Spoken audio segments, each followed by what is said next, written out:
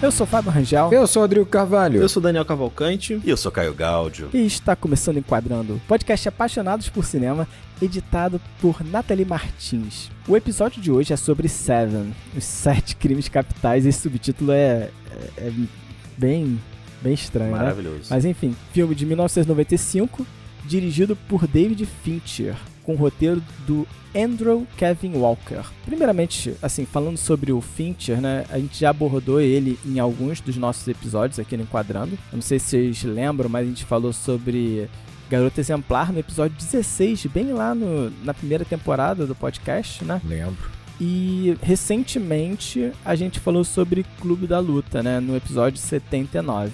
Então o David Fincher é um aclamado diretor que acho que nós gostamos muito, né? Então é muito bom ter mais um filme do David Fincher aqui. Ele vem ganhando o espaço correto, né? No Enquadrando, né? O espaço devido. A verdade é que o Nolan começou a ganhar muito, entendeu? O Nolan estava com maior quantidade de episódios no Enquadrando. Por isso que a gente puxou 2 Fincher de uma vez, entendeu? Tá com 3 ali quase chegando. A gente tá tentando balancear aí. E Seven é um filme que a gente gosta tanto que a gente tá falando dele pela segunda vez, né? A gente já gravou Seven há muitos anos atrás. Caramba, eu não lembrava. A gente já tinha gravado Caraca. Seven. E, pô, foi uma gravação que eu lembro que eu gostei bastante, assim. Gostei do resultado. Tomara que eu goste desse resultado também. Nossa, eu queria ter ouvido a nossa gravação se eu soubesse que lá nem a primeira temporada Enquadrando, né? É do outro programa antes, do Enquadrando, antes do Enquadrando, antes da reformulação, nossa. Eu não ouvi, eu nem tenho acesso a esses arquivos. Eu ouvi um pouco. Foi legal, aí, foi uma gravação legal. Caraca. Ficou feliz ou triste, Rodrigo? Tem coisa que dá pra cortar, mas foi bem razoável, assim, foi bem razoável. Pô, se eu não soubesse, eu tinha assistido também, tinha ouvido também. Você ouviu ele todo, Rodrigo? Você chegou a ouvir ele todo? Todo não ouvi, não. Ouvi metade, falei, tá bom. Que eu queria saber se as nossas impressões e observações seriam as mesmas. Isso é um exercício curioso. Pô, mas é um exercício curioso, né? Nossa, eu acho que não são as mesmas pra mim, mas eu não lembro o que eu falei. Então complica, né? Essa é a parada. Forma. Esse é um detalhe importante, né? Quando acabar aqui, eu vou puxar lá no arquivo secreto pra ouvir. Né? Não, mas você sabe quando você tá assistindo o filme e parece que você tá vendo pela primeira vez? Porque, cara, eu vi Seven agora e, nossa, eu fui pegando coisinhas assim que eu falei, caraca, eu não tinha percebido isso. Caraca, que coisa legal. Eu não imagino que, sei lá, que eu esqueci isso, entendeu? E esqueci de falar do programa anterior, sei lá, esqueci o que eu falei. Enfim, acho difícil, sabe? Mas vamos lá, vai ser uma experiência interessante, depois eu quero ouvir. De qualquer forma, nesse episódio, eu acho que é legal a gente mencionar também que o roteirista de Seven, esse Andrew Kevin Walker, ele tem também um roteiro de O Assassino, que também é um filme do David Fincher, né? Eu lembro que recentemente, quando a gente falou em Clube da Luta, a gente comentou um pouco sobre O Assassino. Eu lembro que eu cheguei a comentar que ele tem uma pegada mais cínica, e o Rodrigo chegou a falar sobre a coragem do jovem David Fincher, né? Que não tinha um olhar tão cínico, que era muito mais direto. Você continua com essa visão, Rodrigo, depois de Seven? Eu acho que sim, cara. Eu acho que o Seven, ele tem, obviamente, esse famoso final, né? Que deixa a gente destruído, dilacerado. Mas eu acho que ainda assim tem uma certa honestidade ao longo de todo o filme, sabe? Né? Parece que é algo muito... É uma entrega pro filme, sim. E não é uma visão cínica sobre tudo aquilo, não, na minha opinião, sabe? Eu acho que é uma honestidade real ali. Do Fincher, do seu roteirista também. Verdade. E conversa muito com o Clube da Luta, né? Esse pessimismo que há em ambos os filmes, né? Sim. Ainda que Clube da Luta tenha um final que seja otimista, de certa forma, de certa né? maneira. Então, sei lá, né? É engraçado como os dois filmes conversam e a estética conversa um pouco também, né? Porra, muito suja, né? É impressionante, cara. Eu acho que essa entrada com os créditos ali em Seven é uma das coisas mais espetaculares, né? É um trabalho sensacional, assim, parece uma obra dentro da obra, sabe? Dá pra você tirar essa entrada dos créditos e você ficar olhando e pegando todos os detalhes. É um trabalho espetacular. Eu lembro que eu cheguei a estudar isso na faculdade, assim. A gente passou um pouco por isso, por todos esses elementos visuais que são trabalhados ali. Cara, é foda demais, assim. Que filme, né, cara? Que filme. Realmente, Seven é muito bom, muito redondo, né? E dá uma boa resumida essa entradinha, né, cara? Já te dá muito o tom do filme e depois que você sabe exatamente o que acontece, né, a entrada faz mais sentido ainda, né? Então é meio que uma entrada de série, assim, pra te introduzir ao que é aquilo, né? E foi muito copiada, inclusive, né, essa entrada em vários... Eu lembro de Dexter, a entrada de Dexter é muito... Pode série, crer, né? pode crer. É muito, assim...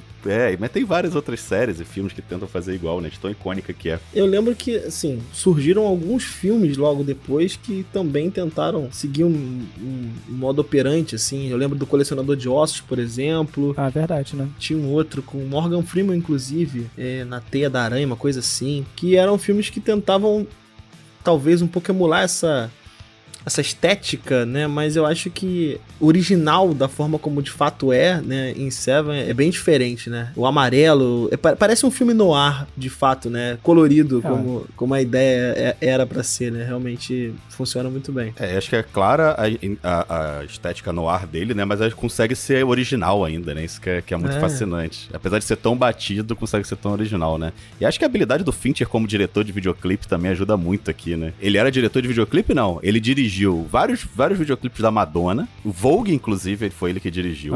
Ele dirigiu vários clipes do Aerosmith e ele dirigiu um maravilhoso clipe de Bamboleio do Gypsy Kings também, que por favor, depois procurem, é maravilhoso. É foda. Mas realmente, né, essa entradinha, ela funciona como um clipe, né, e, cara, eu acho legal que ela já estabelece essa estética, né, pra gente, e ela vem essa sujeira, e você começa a entender quem é esse personagem que a gente não sabe quem é, né? Que tá ali trabalhando nessa sujeira. Nossa, é fantástico. É foda, porque assim, é interessante porque já estabelece o tom que você vai ter ao longo do filme, já prepara o público pra algo impactante, poderoso, assim, você já tá diferente quando você passa pela entrada, né? Porque antes você tem a introdução do Somerset na casa dele, depois vem a entrada, então você já tá agora meio que setado, assim, pro filme, né? Muito mais cabreiro, esperando que em algum momento vai acontecer algo terrível, né? E, cara, assim, eu acho que entre aspas, essa estética no ar vem por uma construção de investigação, a coisa urbana, sombras, mas é inegável que é uma iluminação muito natural, assim, né? Tipo assim, tudo... Há uma busca por uma realidade aqui crua, né? Que eu acho que é muito importante pro filme, assim, sabe? Tipo, cara, é isso, é o máximo de uma crueza que ele busca ali naqueles becos, né? Mas é impressionante como a iluminação natural ainda consegue explorar muito um contraste. Consegue. E, caraca, você enxerga tudo, sabe? Você enxerga tudo nas cenas, assim. Nossa, é impressionante isso. Campo muito aberto, né? Muita profundidade de campo, né? Realmente, assim, você vê muito da cidade, né? Apesar dele ser crível, né? De ser bem realista nesse sentido, na estética, né? Na maneira como ele tenta mostrar essa cidade que, no final de contas, pode ser qualquer cidade, né? E essa também é uma grande parada do filme, é que as cenas de crime, né? Dos 7 pecados, no caso, não de todos os 7, mas as cenas dos pecados capitais, elas poderiam fazer você sair dessa realidade, né? Porque são cenas muito elaboradas, né? São cenários muito elaborados, né? Mas eles conseguem passar uma elaboração do cenário, da prática feita pelo John Doe ali no cenário da cena em si, que passa uma visceralidade de fato, né? Porque poderia escapar para algo, né, mirabolante, algo que é inverossímil, né? Mas não é inverossímil, né? Você realmente acredita que, pode de fato ter feito isso, né? Que é o que acontece, por exemplo, em Colecionador de Ossos, né? Que ele não é verossímil, né? E aqui, sei lá, ele consegue manter essa loucura, né, do John Doe presente nas cenas, e as cenas muito elaboradas, como o Daniel colocou, mas que passa uma verossimilhança. Isso é bizarro. Mas é interessante a gente perceber também que o Fincher vai ter um cuidado de preparar o nosso psicológico para receber essas cenas também. Então a gente está sendo introduzido a uma cidade que está colocando a gente muito cabreiro, né? A gente começa a aceitar que qualquer coisa é possível naquela cidade, né? Então quando você recebe esse horror, a gente não encara como algo sobrenatural, um horror, sabe? Fora do que seria possível naquela cidade. Pelo contrário, a gente começa a aceitar o absurdo, que nesse caso poderia de fato ser real, né? Eu fico pensando Seven lançado hoje em dia. Faria sucesso, né? Numa onda de true crime aí, faria sucesso, fazia muito sucesso, né? Que é estranho, né? A gente sempre tá questionando a onda do true crime, né? Mas Seven, eu acho que ele consegue ser diferente, sabe? E acho que lá na frente eu queria falar um pouco sobre isso. Eu não sei, o Caio concordou comigo com a cabeça e eu não sei se ele já quer falar sobre isso agora. Eu tenho dúvida se faria o mesmo sucesso, porque Seven, o terror dele tá em não mostrar coisas, né? Eu acho que a gente vai até talvez desenvolver um pouco mais isso quando falar do filme mais a fundo, mas o terror do Seven tá em não mostrar as coisas. A gente mal conhece quem é o John Doe, né? A gente mal conhece quem é o assassino. E hoje em dia o que você tem é o contrário, né? A espetacularização do assassino. E às vezes é sobre o assassino, né? E aqui é o oposto disso, né? O assassino, ele aparece no final do filme. Basicamente, e a gente mal conhece ele. A gente conhece a obra dele, o resultado da obra dele, a gente não conhece ele. E uma parte do discurso ali, né? Mas é muito curto, né? Totalmente diferente do que a gente tem hoje, que é mostra a cara do assassino, quem é, a infância dele, por que ele fez, as motivações e tal. Então o foco é muito diferente. Talvez o pessoal achasse chato, né? Quem gosta de true crime, né? Tem quase um quadro do Faustão, né? Arquivo confidencial, né? É importante a gente estar falando também dessa questão estética, né? Não só na introdução, é importante falar do diretor de fotografia desse filme, né? Que é o Darius Khondji, né? Com certeza estou pronunciando errado, que é um cara lendário, assim, no cinema, já trabalhou com um monte de gente, assim, já trabalhou com o Woody Allen, com o Kawai, com o Haneke, assim, só caras gigantes, assim. Só isso. Tá trabalhando no filme novo do Bong Joon-ho, acho que só na parte de pós-produção, naquele filme, o Mike 17, né? Então, um cara, assim, sim. lendário realmente na indústria, que tem papel fundamental também em criar essa estética toda do filme, né? Não, porque assim, eu fiz uma entre aspas, uma correçãozinha sobre a questão do noir, porque quando a gente pensa em noir, a gente pensa em uma coisa plástica. A gente pensa, por exemplo, na luz, né? No branco, a gente pensa num glow no branco, sabe? Um granulado, mas é uma coisa muito plástica, né? O preto e o branco, as sombras muito marcadas aqui. E aqui, muitas vezes, você vai ter uma iluminação muito suave, né? Uma iluminação de dia nublado o tempo inteiro, né? Uma luz mais fechada e tal. Mas assim, eu concordo que você vai ter todos os elementos que vão construir esse noir pra gente, mas um noir muito urbano, muito ali década de 90, uma coisa mais moderna, realmente, né? É inspiração, né? Uma inspiração Exatamente. Neto colocam também como uma ideia de neo-noir, né? Que é um noir, só que repaginado, né? Com elementos que estão próximos ali, né? Mas que tem algumas diferenças. Mas eu ia comentar também o seguinte, né? Que, cara, esse filme, a gente tá voltando, né? No enquadrando, né? Nas décadas, né? Apresentando os filmes da década de 90 aqui, né? Falando sobre Clube da Luta, né? E, cara, Seven é um clássico, né? Muito marcante dessa década. Eu não lembro um filme de gênero policial assim tão relevante como Seven pra década, sabe? Também acho complicado. Eu acho que Seven é muito grande, né? É impressionante como a gente se distancia de Seven, né? Depois de tanto tempo sem ver. E ele não é um filme que é mencionado, né? Obviamente não virou meme, né? E aí quando você volta a assistir... É verdade, não virou meme. Não virou meme. Pô, ele virou meme, sim. Virou meme, sim. Virou. What's in the Box é um meme até hoje. Sim, isso é verdade. É verdade, né? É que vocês são velhos, não acompanham a internet. A gente é velho, isso é verdade. Mas a verdade é que quando você retoma ele e termina de ver o filme, você vê o quão grande ele é mesmo. Assim, ele tem cara de clássico, ele é clássico, ele termina como clássico, ele é potente do início ao fim, tem atuações incríveis, direção incrível. É aquilo que você fala assim, cara, não, eu queria ter visto no cinema. Sabe que você fala assim, queria muito ter visto isso aqui no cinema, cara. Impressionante. O que é a atuação de Morgan Freeman nesse filme? É uma parada inacreditável. O Brad Pitt tá muito bem também, óbvio. O Brad Pitt tá bem, mas o Morgan Freeman... É brincadeira. Mas não tem como, né, cara? Eu tô quase defendendo que talvez seja a melhor atuação do Morgan Freeman na história dele, em Hollywood. Não tenho certeza, teria que pensar nisso com mais calma. Existem os imperdoáveis, né? Existem os imperdoáveis, né? Existe, sei lá, tantos outros filmes dele, né? Um Sonho de Liberdade ele tá bem, mas ele é bem coadjuvante, né? Todo poderoso. Acho uma aspas polêmica até. Polêmica, então, né? Mas talvez seja mesmo, talvez seja. É engraçado que o Brad Pitt tá bem, mas ele desponta, né? Ele é uma força absurda nesse filme, absurda, né? E aí é isso, né? O filme acaba sendo extremamente relevante e marcante, ainda mais com a face do Morgan Freeman e do Brad Pitt, né? Infelizmente, temos que citar também, né, que Kevin Spacey também tá incrível nesse filme, né, cara? Tá incrível. Tá incrível. Não dá pra não citar, apesar de todos os problemas envolvendo o Kevin Spacey, Kevin Spacey envolve-se em polêmicas, né? Ele foi absolvido agora de todos os crimes. Tem mais história pra rolar aí, tá sendo um documentário aí sobre essa história, enfim, ficar falando nem a favor nem contra dele aqui.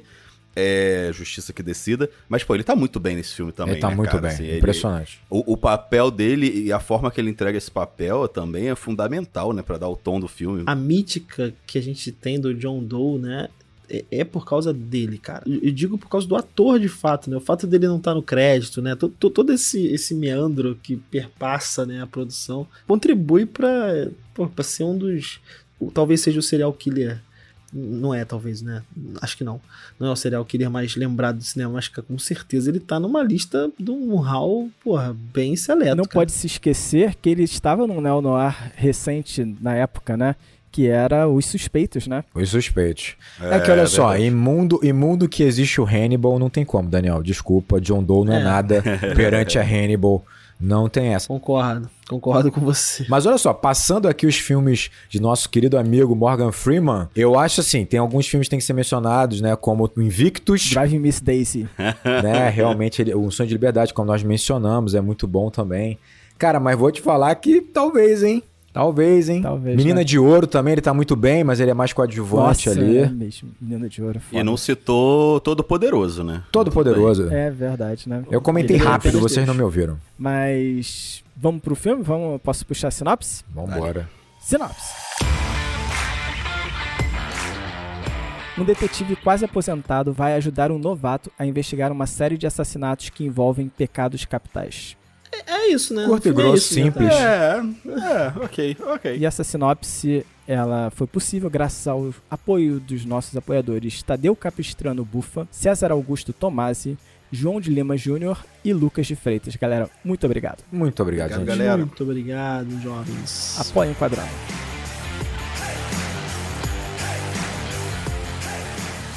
Eu queria puxar de cara a apresentação dos personagens, né? O encontro entre esses dois detetives e um pouco da apresentação do personagem do Somerset, né? Eu acho legal que após o Somerset ser apresentado, né? Se preparando lá para um dia de trabalho, a gente encontra ele vai investigando uma cena de assassinato, né? E essa cena ela vai falar muito sobre 3 personagens importantes desse filme. Pra mim, começa com o Somerset, né? A ideia do Somerset ser um sujeito meticuloso, detalhista, né? A gente vai perceber muito sobre isso na forma como ele arruma os detalhes dos instrumentos de trabalho dele, a organização, a limpeza, né? O contraste da limpeza do apartamento dele com a cena do crime, né? Que vai cortar logo. E você vai ter uma pergunta do Somerset para mim que é muito importante sobre ele, que eu achei muito interessante quando eu revi o filme, né? E eu vou pescando essas coisas novas, né? Ele pergunta se a criança seria uma testemunha ocular daquele assassinato que tá na primeira cena, que ainda não tem a ver com os crimes capitais, né? E ao fazer isso, acho que ele coloca 2 possibilidades, e isso que eu não tinha percebido. Ele tá questionando ao mesmo tempo o curso da investigação, mas quando a gente recebe uma pista recompensa aqui que o filme vai trabalhar, ele tá visualizando o problema de uma criança ter presenciado o assassinato. Isso aí. Cara, eu não tinha percebido isso, cara, que existe essas 2 percepções pro Somerset, e eu acho que ao longo do filme, assim, a gente vai revelando quem é o Somerset, né? Exatamente. E ele vai se tornando a pessoa que tem aquela primeira camada, que é a do investigador, né, que é como o outro investigador que recebe a pergunta e enxerga ele, que está questionando o curso da minha investigação. Claro, ele é detalhista, ele é meticuloso, ele está questionando. Mas revela um interior do personagem. Nossa, é foda. É foda. Um diálogo simples. É foda, cara. O filme é cheio disso. Cara, esse filme. O que contribui também para a formação dessa percepção que a gente tem do Somerset começa um pouquinho antes, acho, que é quando ele tá se arrumando para ir pro trabalho e você vê alguns objetos em cima, né, da mesa, da penteadeira, enfim, não sei. Mas é que denota essa organização, né, do Somerset. E aí você tem algumas coisas, né, que é o distintivo, você tem uma faca, salvo engano, e o metrônomo aparece também. Vai aparecer depois, ele de maneira um pouco mais marcada. Verdade. Mas eu lembro muito bem dessa apresentação, é o fato de o ambiente, né, o que a gente está vendo, que está no nosso campo, tá naquela ordem, né, ser aquela organização, mas a gente já tá percebendo um pouco da cidade através das informações no áudio, né? A gente tá recebendo o barulho lá de fora, muitas vezes. E isso vai acontecer em várias cenas aqui, né? Em várias cenas o som vai nos comunicar como é que é o externo, né? Como é que tá o mundo lá fora, como é que é a percepção do Somerset dessa cidade que, como a gente falou, eles em momento nenhum falam qual é o nome da cidade, né? E pode ser qualquer uma, e esse é o grande problema, né? É um filme que dialoga com muitos espaços. O som, cara, me marcou muito, e assim, talvez tenha sido um dos primeiros filmes onde eu comecei a parar pra perceber também essa camada, né? A camada da informação vindo por esse canal, né? Que a gente normalmente tá muito associado ao visual. O filme comunica no visual também, mas a informação sonora também aqui vai ser muito importante. Cara, eu acho muito interessante que o que o Fábio colocou vai acontecer ao longo de todo o filme, né? São pequenos detalhes que vão desenvolvendo muitos personagens. E quanto mais você vai conhecendo esses personagens, mais você vai interpretando mais profundamente essas pequenas informações que foram dadas no início. O que é legal dessa primeira cena, da primeira cena mesmo que o Somerset é apresentado em casa ainda, eu acho que ela é um ótimo exemplo de como uma cena muito simples, ela tem a harmonia completa de todos os seus elementos, assim, sabe? De uma grande direção orquestrando os elementos de um filme, assim, sabe? O Daniel tocou num ponto muito importante aqui, que é essa trilha sonora que não é musical, você só ouve realmente a cidade invadindo, né? Transpondo as janelas, né? E invadindo a casa Somerset. Isso é um ponto muito importante. É a presença quase violenta dessa cidade, não só, obviamente, na casa do Somerset, mas também na psique dele. Não é à toa que ele vai usar um metrônomo para dormir, né? É um tema. Essa cidade começa a ser desenvolvida como uma personagem. Quando a gente fala assim, a cidade está sendo desenvolvida como um personagem, é muito pelo fato não só da presença dela, mas como você vai conseguindo visualizar essa cidade como se fosse um ser vivo e atuante. Tanto é que a gente vai falar, é uma cidade muito violenta, né? É uma cidade que corrompe, né? Então são todos os valores que a gente vai dando para uma cidade que parece estar ganhando corpo, está ganhando vida, né? Isso é muito interessante. Mas eu acho muito foda você pegar os elementos um pouco separados, assim, uma simplicidade perfeita, assim. Quando você vê, por exemplo, é apresentado pra gente numa câmera imóvel, né, a cozinha em um pedaço da sala. E aí a gente vai ver tudo que vocês falaram, né? É um ambiente absolutamente impecável, muito arrumado, e parece que ele tá saindo depois de um café e você não tem uma louça, né? É um detalhe tão simples assim, mas que denota essa organização, né? O detalhe, por exemplo, do Somerset tirando um fiapo do paletó, que parece uma adição do Morgan Freeman, né? Uma atuação tão natural ali, e mostrando o quanto ele é impecável na maneira de organizar suas coisas, de como tudo é muito limpo. E aí você vê como tudo tá muito harmônico. Junto a isso, você tem uma câmera que ela é praticamente imóvel, né? Ela tá numa altura de alguém sentado naquela mesa, que dá uma sensação total de realidade, né? A gente vai muito pegar ali um cinema, por exemplo, japonês do Ozu, em que você coloca uma câmera na altura dos olhos de uma pessoa sentada ali no tatame, que dá uma sensação de presença, uma sensação de realidade, né? Uma câmera imóvel, um plano longo que deixa ali o ator se movimentar pelo aquele cenário. E aí tem um ponto que eu não sei se a gente consegue perceber isso muitas vezes, que é assim, o Somerset, ele tá caminhando pelaquela casa como se de fato ele vivesse lá há muitos e muitos e muitos anos. É uma naturalidade de movimento pelos seus cômodos, né? Pegando os objetos, se movimentando. E é tão natural, mas a gente pensa por um momento e vê que o Morgan Freeman não vive lá há 30 anos, 40 anos. Aquilo é uma atuação. Essa naturalidade encontrada pelo Morgan Freeman é do talento, é do trabalho, né? Então, assim, essa naturalidade de tirar o fiapo, de se movimentar num cômodo que não é seu, que você não vive lá, isso aí, cara, é atuação. E tá em conformidade com essa naturalidade que há nessa casa, né? Como a iluminação que nós falamos. Porque é mais delicado também. É mais delicado, é mais sutil. Não pode chamar atenção em nenhum nível. Não pode extrapolar em nenhum nível. A naturalidade é muito mais difícil, né? Em conformidade a isso, essa realidade, a gente tem a iluminação. Uma iluminação que ela pode ser até artificial, mas ela tá emulando a realidade. Uma iluminação de um dia nublado, né? Então tudo é muito compactado para passar essa mensagem, né? A câmera pouco se movimenta, quando ela faz o movimento é muito suave, né? É tudo muito suave, é tudo muito natural para dar esse ambiente teoricamente controlado do Somerset, né? Esse ambiente solitário dele, que ele tem muita naturalidade, mas já organizando como ele é um cara meticuloso, né? Um cara que calcula muito seus movimentos, né? Então, assim, cara, impressionante. Simples e muito bem feito, né? É uma introdução que já te dá todas as informações que você precisa. Tem pouquíssimos movimentos mesmo, mas ao mesmo tempo tem cortes muito secos nessa cena, né? Então mostra ele na frente da pia, depois mostra os objetos, depois mostra o terno. Então, assim, mostra também como ele tem essa visão objetiva do mundo, né? Mostra como ele é focado, né? Ele é objetivo. O que eu preciso fazer? Isso, isso, isso. Né? Então, essa edição também ajuda bastante. E é curioso que na primeira cena do filme, primeira mesmo, mostra ele na pia, né? Jogando um café fora e tal, fazendo um café. E na frente, assim, logo no primeiro plano, mas tá um pouquinho desfocado, tem um tabuleiro de xadrez. que mostra também, fala muito sobre essa personalidade dele, mais lógica, dele, mais objetiva, né? É realmente incrível. Pô, mas eu achei muito legal a tua visão, Caio, dos cortes secos, assim, e veio na minha cabeça o plano detalhe das coisas, assim, em cima da mesa, né?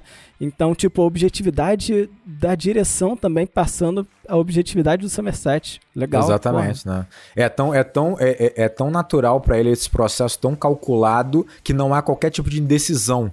Né? Tipo, nenhum tipo de decisão. Eu, por exemplo, não me movimento assim na minha casa nunca. Hoje em dia, por exemplo, eu chego no lugar e eu já esqueci o que eu tinha ido pegar muitas vezes assim, né? Então, assim, a câmera seria um tanto diferente se estivesse me acompanhando. Que você ia passando por tudo, olhando tudo em volta, o Somerset não, né? Ele tá acostumado com aquilo e ele é assim. Já tem um plano claro. Tu ia ter que voltar no corredor pra andar novamente, pra ver se lembra do que tu foi buscar. Exatamente. Voltar pra...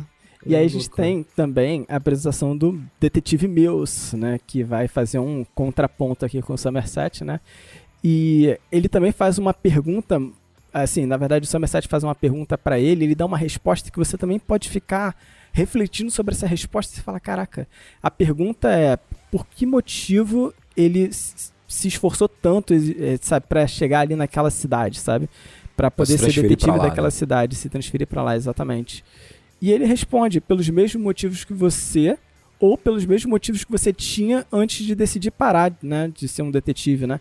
Que o Somerset está se aposentando, acho que não compulsoriamente, né? Tá decidindo parar. E eu acho que isso revela, junto com a gravata que o Mills carrega, né? O quão otimista ele é. Ele acredita, tipo, numa visão de mundo onde os detetives têm, tipo, um chamado para resolver casos, uma missão, né? Tem uma missão, exatamente. Né? Uma jornada do herói. Ele é um último romântico, né? E o Somerset tá parado porque tá parando, né? Porque ele não acredita mais nisso, né? Eu vejo o Mills, então, vendo o mundo de uma forma muito estereotipada, sabe? Detetive. E aí tem o detetive, sabe? Que a gente imagina como o detetive do mundo das ideias, né? Que essa profissão, né? Apaixonada por resolver o caso, né? E ele acredita que pode fazer uma diferença, né? Muito grande no mundo, né? É como se tivesse o policial bom e o policial mau, né?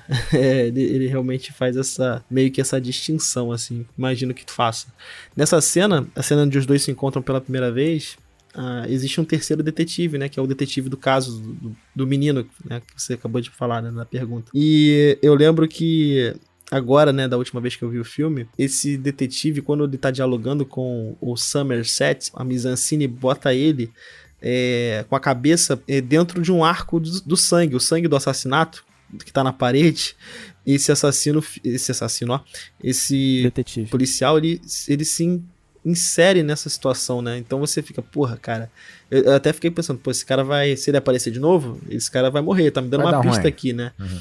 Vai dar ruim, mas é uma forma de você também colocar que esses caras estão sob risco, né? Eles estão sobre, né, são alvo também, né? Então toda hora o filme tá te passando uma ideia de periculosidade, né? Eles não são super-heróis, eles também são vulneráveis, né? Então, de certa forma, passa essa informação também. Eu acho que o filme trabalha o tempo todo essa dicotomia dos dois, né? Dos dois detetives, né? E é curioso a forma, como é diferente a forma que os dois aparecem no filme. O Mills não tem introdução do Mills, ele cai de paraquedas praticamente na cena, se ele entra correndo a escada e tal, já sai falando, sai se apresentando e tal. Então é o extremo oposto, né? Enquanto o outro tá se preparando pra estar ali, né? Ele tá fazendo todo aquele preparativo que a gente falou pra estar ali. O outro não, o outro simplesmente se jogou de cabeça e pra mim é muito essa construção, né? Do jovem e do velho, né? Do velho conformado com a situação do mundo, do jovem tentando mudar aquilo, né? Ainda com algum... Quase com um conflito geracional, né? Pra mim é muito o tema principal desse filme, né? Ele ainda tem esse espírito de mudança, esse espírito de mudar as coisas, de fazer as coisas diferentes, e isso demonstra a inocência dele, né? Principalmente porque a gente tem o oposto do outro lado, né? Alguém que... Uma ingenuidade. Alguém que já não é inocente há muito tempo, né? E logo depois desse encontro deles, pra mim tem uma cena que também marca muito isso, que é a cena da chuva. O Somerset, ele anda na chuva, cara, como se nada tivesse acontecendo, como se não tivesse chuva ali, como se não tivesse problema ali, porque aquela cidade chove muito, né? O caos daquela cidade é constante, então ele anda como se nada tivesse acontecendo, como se não estivesse chovendo, né? E o Somerset, o Mills, em comparação, ele tá sempre incomodado com a chuva, ele fica mexendo no cabelo, ele fica se cobrindo e tal. Então, ele vai o tempo todo entregando essa dicotomia dos dois de uma forma muito sutil, né? E muito integrada com o filme, né? Fico bolado que o Somerset não aceita o café do Mills e o Mills joga fora o café. Que porra é essa que joga fora o café? Aí dá o outro pro policial e foda-se. Que porra é? Toma o café, cara. Tu comprou o café. Obviamente é um conflito geracional, mas eu acho que há, pra mim, trabalhado aí, o tema pra mim principal do filme, que é uma questão de o Mills carrega junto com ele, que tem muito a ver com essa dicotomia do bem e do mal, né? Uma régua moral muito clara e muito simplificada e ingênua, né? Que vai ser, na verdade, comum a quase todo mundo do filme, com exceção do Somerset. Pra mim é um debate muito claro sobre isso e vai fortalecendo quando você tem um serial killer que vai matar nesses preceitos, né? Por exemplo, você tem um momento em que o chefe da SWAT fala, ó, você teve o que você mereceu, é uma questão moral. Você tem, por exemplo, um médico falando, olha, ele sofreu pra caralho, ainda vai pro inferno agora, é uma questão moral. E que é muito semelhante à questão do Mills também. E aí, o terceiro personagem que eu falei, que já é meio que um spoiler, né, porque o Rodrigo já deu um spoiler, que é a cidade como personagem, né? Eu acho muito interessante uma escolha que esse diretor faz logo nesse iniciozinho do filme, né? O Daniel comentou, acho que sobre você cortar do apartamento do Somerset pra cena do crime e você não vê o exterior nesse momento. Você vai de um apartamento pro outro, né? Ele guarda o exterior pra conversa entre os dois detetives. Porque ali você está apresentando também o terceiro personagem que está ali, a cidade.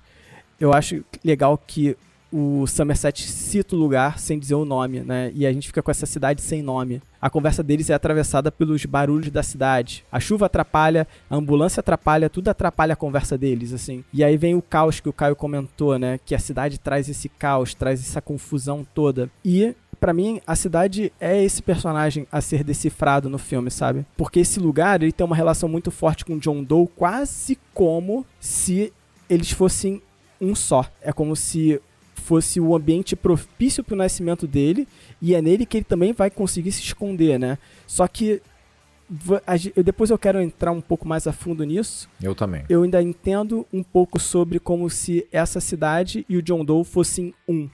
Ao nível de que o John Doe, quando ele resolver aparecer no filme, a cidade some. Isso é interessante. É interessante que eu vou totalmente contrário do que você tá falando, assim, mas é legal, é legal. Não, maneiro. Sim. E John Doe, né? A cidade sem nome e um personagem sem nome, porque o John Doe é um nome fictício também, criado para preencher uma lacuna, né? Tipo um placeholder. Seria um João Ninguém, né? Seria o que a gente falaria aqui, um João Ninguém. É verdade.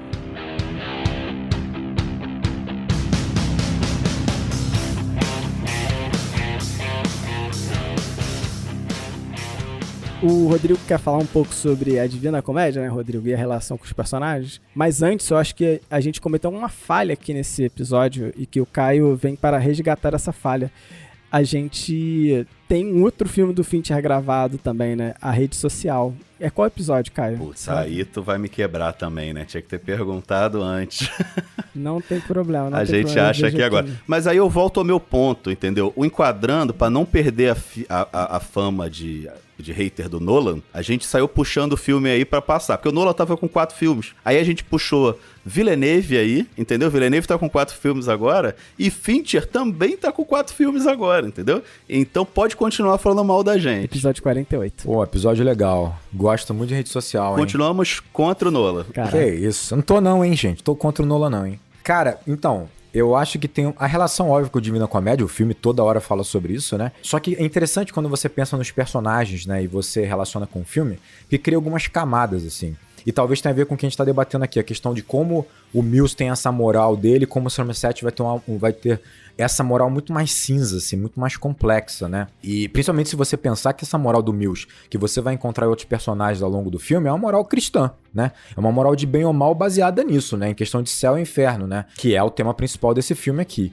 Mas, se você pensar nos personagens, por exemplo, a Divina Comédia vai falar sobre Dante, né? Que basicamente ele vai vasculhar, né, as camadas espirituais em busca de sua amada, né?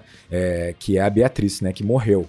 E por isso ele vai passar primeiramente pelas camadas infernais, sendo guiado pelo Virgílio, né? E Virgílio, basicamente, a gente pode fazer uma relação óbvia com o Somerset e o Dante, obviamente, com o Mills, né? E a Beatriz com a Tracy, né? A esposa do Mills. O que é legal é que, assim, a relação entre Dante e o Mills é razoável, assim, tipo assim, tem momentos que o Dante, de fato, ele é um pouco mais impetuoso, né? Ele enfrenta o medo, de fato, de uma forma até um tanto irresponsável, não sei o quê, mas não necessariamente como o Mills, mas tem ali uma questão de novato que enxerga, de fato, em seu guia, né, como um professor em dado momento, né, e o Mills vai aceitando o Somerset como alguém mais experiente que pode ajudá-lo no processo de investigação, né, mas a relação com o Virgílio já é muito mais foda, né, porque assim, o Virgílio, ele tá preso na primeira camada do inferno, né, num espaço tido pra ele, separado pra ele. Por quê? Porque ele teve o infortúnio de ter nascido antes do nascimento de Cristo, então ele não teve a fé, né, ao Deus verdadeiro. Só que ele é um cara íntegro, honesto, né? Então, assim, ele vai pro inferno, mas tem ali um espacinho pra ele, né? Como se fosse uma meia punição. Então, ele tem essa fatalidade. Ele tem essa resiliência, essa passividade de ter que aceitar essa fatalidade, de ter nascido no momento errado, né? Não ter tido chance de viver no paraíso, né? Ou no purgatório, né? E ele vive no inferno, coitado. E isso é muito perfeito pro Somerset, né? O Somerset, ele tá preso no inferno em que ele não sai. Basicamente, ele poderia ter pedido transferência também, talvez, mas de alguma forma ele se sente preso a essa cidade, preso a esse inferno que circunda ele, assim como o Virgílio. E eles vão ter muitas similaridades, como a sabedoria, né? É um intelecto, né? Como esse entendimento mais complexo de mundo, quando você de fato é preso numa camada infernal, sendo um cara íntegro por uma mera fatalidade. E aí tem pra mim um conceito que é muito interessante. Se você pensar, a gente que vai na espiritualidade, a gente tem uma ideia do tipo assim, nosso espírito, das pessoas vivas no mundo terreno, nossos espíritos estão em uma das camadas espirituais lá, né? E se você pensar de um lado mais cristão, você pode ter pessoas no mundo terreno que estão vivas, que têm o espírito, quem sabe, né, numa camada infernal e tal. Se você imaginar que o Somerset talvez tenha seu espírito como o Virgílio, talvez o Virgílio seja uma retratação, um avatar do espírito de Somerset, é legal você pensar que talvez ele se sinta preso na realidade dele material nessa cidade infernal, que o espírito dele está preso como o Virgílio nessa camada infernal pelo infortúnio de não ter proferido a fé verdadeira ao Deus verdadeiro, né? Então, é legal que é uma fatalidade, né, do Somerset, assim, porque ele não se vê longe daquela cidade, como você falou, desse personagem, né, tão terrível, assim. Eu acho que o Somerset é um personagem muito mais interessante do que o Mills, de fato, e quando você começa a, como o Fábio colocou no início, né, conhecer mais das motivação pela tomada de certas decisões que ele teve na vida, ele se torna cada vez mais interessante. E eu acho que essa prisão que você está citando aí não é só física, né, ela também é uma prisão emocional, claro, né, claro. E ele chega a colocar isso, né, pra ela. E eu acho essa frase, essa cena, né, a lanchonete, essa né? entrega de conceito de personagem, né, que é o que está sendo colocado ali. Eu acho ela fortíssima, poderosíssima, assim. E fecha muito bem o personagem, né? Você consegue entender ele como um todo ali, cara. Ele entregou o pacote inteiro. Eu vejo muito o Somerset como nosso compasso moral, sabe? É difícil você colocar o compasso moral numa pessoa tão impetuosa como o Mills, ainda que ele não tenha revelado essa impetuosidade toda até uma certa parte do filme, né? Mas o Somerset, ele é um mentor, né? Ele tá ali como mentor e, de certa forma, ele serve como compasso moral. Quando você desconstrói o personagem em função da história dele, né? E da relação dele com a possibilidade do filho dele, eu acho que o Somerset, ele vira muito humano, sabe? E isso é incrível, assim. Humaniza o personagem de uma forma. E, pra mim, ele tá preso ali também porque essa é a cidade onde o filho dele não viveu, sabe? Eu acho que tem também uma questão de autopunição, né, também. Isso. Mas é engraçado, vocês estão falando isso assim, eu acabo não vendo essa distinção tão grande entre os dois, né? Obviamente eles agem de forma completamente em relação ao mundo, mas eu acho que eles conseguem achar um lugar comum ali, que é que eles se importam. Diferente de todo mundo ali, eles se importam. Então, assim, na minha cabeça, o Somerset é o que o Mills pode virar a ser, né? No futuro, talvez, passando por todas as coisas que o Somerset passou, vivendo tudo aquilo. Enfim, mas por isso que eu falo muito desse conflito geracional, porque de certa forma eu sinto que são personagens que são correlatos, só que em momentos diferentes, né? E já tendo... O Somerset já passou por muita coisa nessa vida, então nada abala mais ele. Então ele sai na chuva, ele não se importa, porque ele já tomou muita chuva na vida, sabe? Ele tá ali naquela cidade há 60 anos, sei lá quantos anos ele tá ali, então ele não se importa mais com nada, ele tá acostumado. Quer dizer, ele não se importa não. Ele não sente mais, mas ele continua se importando. E o Mills, ele se importa demais. E a forma de colocar dele, ele, né, tentar mudar as coisas. O Somerset, ele só tá tentando fazer o que dá pra ele fazer, entendeu? Porque ele já tá ali, já tá cansado de viver aquilo ali. Então, eu não vejo essa dicotomia, no final das contas, tão grande assim, porque eles têm esse objetivo em comum, né? Mas eu acho engraçado você comentar que nada o abala, e eu acho que isso aqui é muito forte, sabe? Essa construção do Somerset que, tipo, olha o que ele fez no passado. Nada é mais pesado que isso. Ele já tá no inferno, nada o abala, nada é mais pesado que isso. Mas ele vai encontrar algo mais pesado que isso, sabe? Isso aqui é poderoso demais, né? E isso é muito foda, porque você tá construindo dois arquétipos clássicos do cinema e você tá desconstruindo eles ao longo do filme, né? É o mocinho impetuoso e o mestre sereno. E aí, ao longo do filme você vai um pouco desconstruindo um pouco deles. Então você vai vendo, pô, a vida do Somerset não é tão boa assim, sabe? Ele não é um cara perfeito, que vive bem. Pelo contrário, ele já passou por muita coisa, sabe? Ele tem uma vida triste, de certa forma, solitária, né?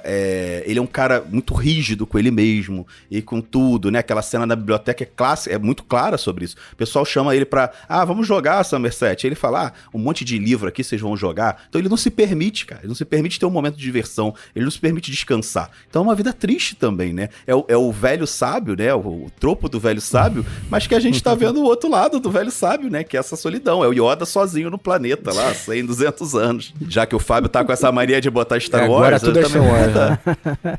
Essa tua visão, Caio, do Somerset, ela, de certa forma, conversa um pouco com possíveis finais que o filme teria, né? E que não houveram esses finais, não chegaram nem a ser filmados, muito por causa dos atores mesmo, de bancar a ideia de que não, o final essa é a história que a gente quer contar, e embarcar junto com o do diretor, né? Encampar essa campanha aí pra não mudarem, né? Os produtores não mudarem o filme. Mas um dos possíveis finais seria o Somerset ele não se aposentar, ele continuar. O que me dá um pouco a entender de que, cara, é o que sobrou pra ele no final das contas, sabe? É o que ele tem na vida agora, ele não tem mais nada, né?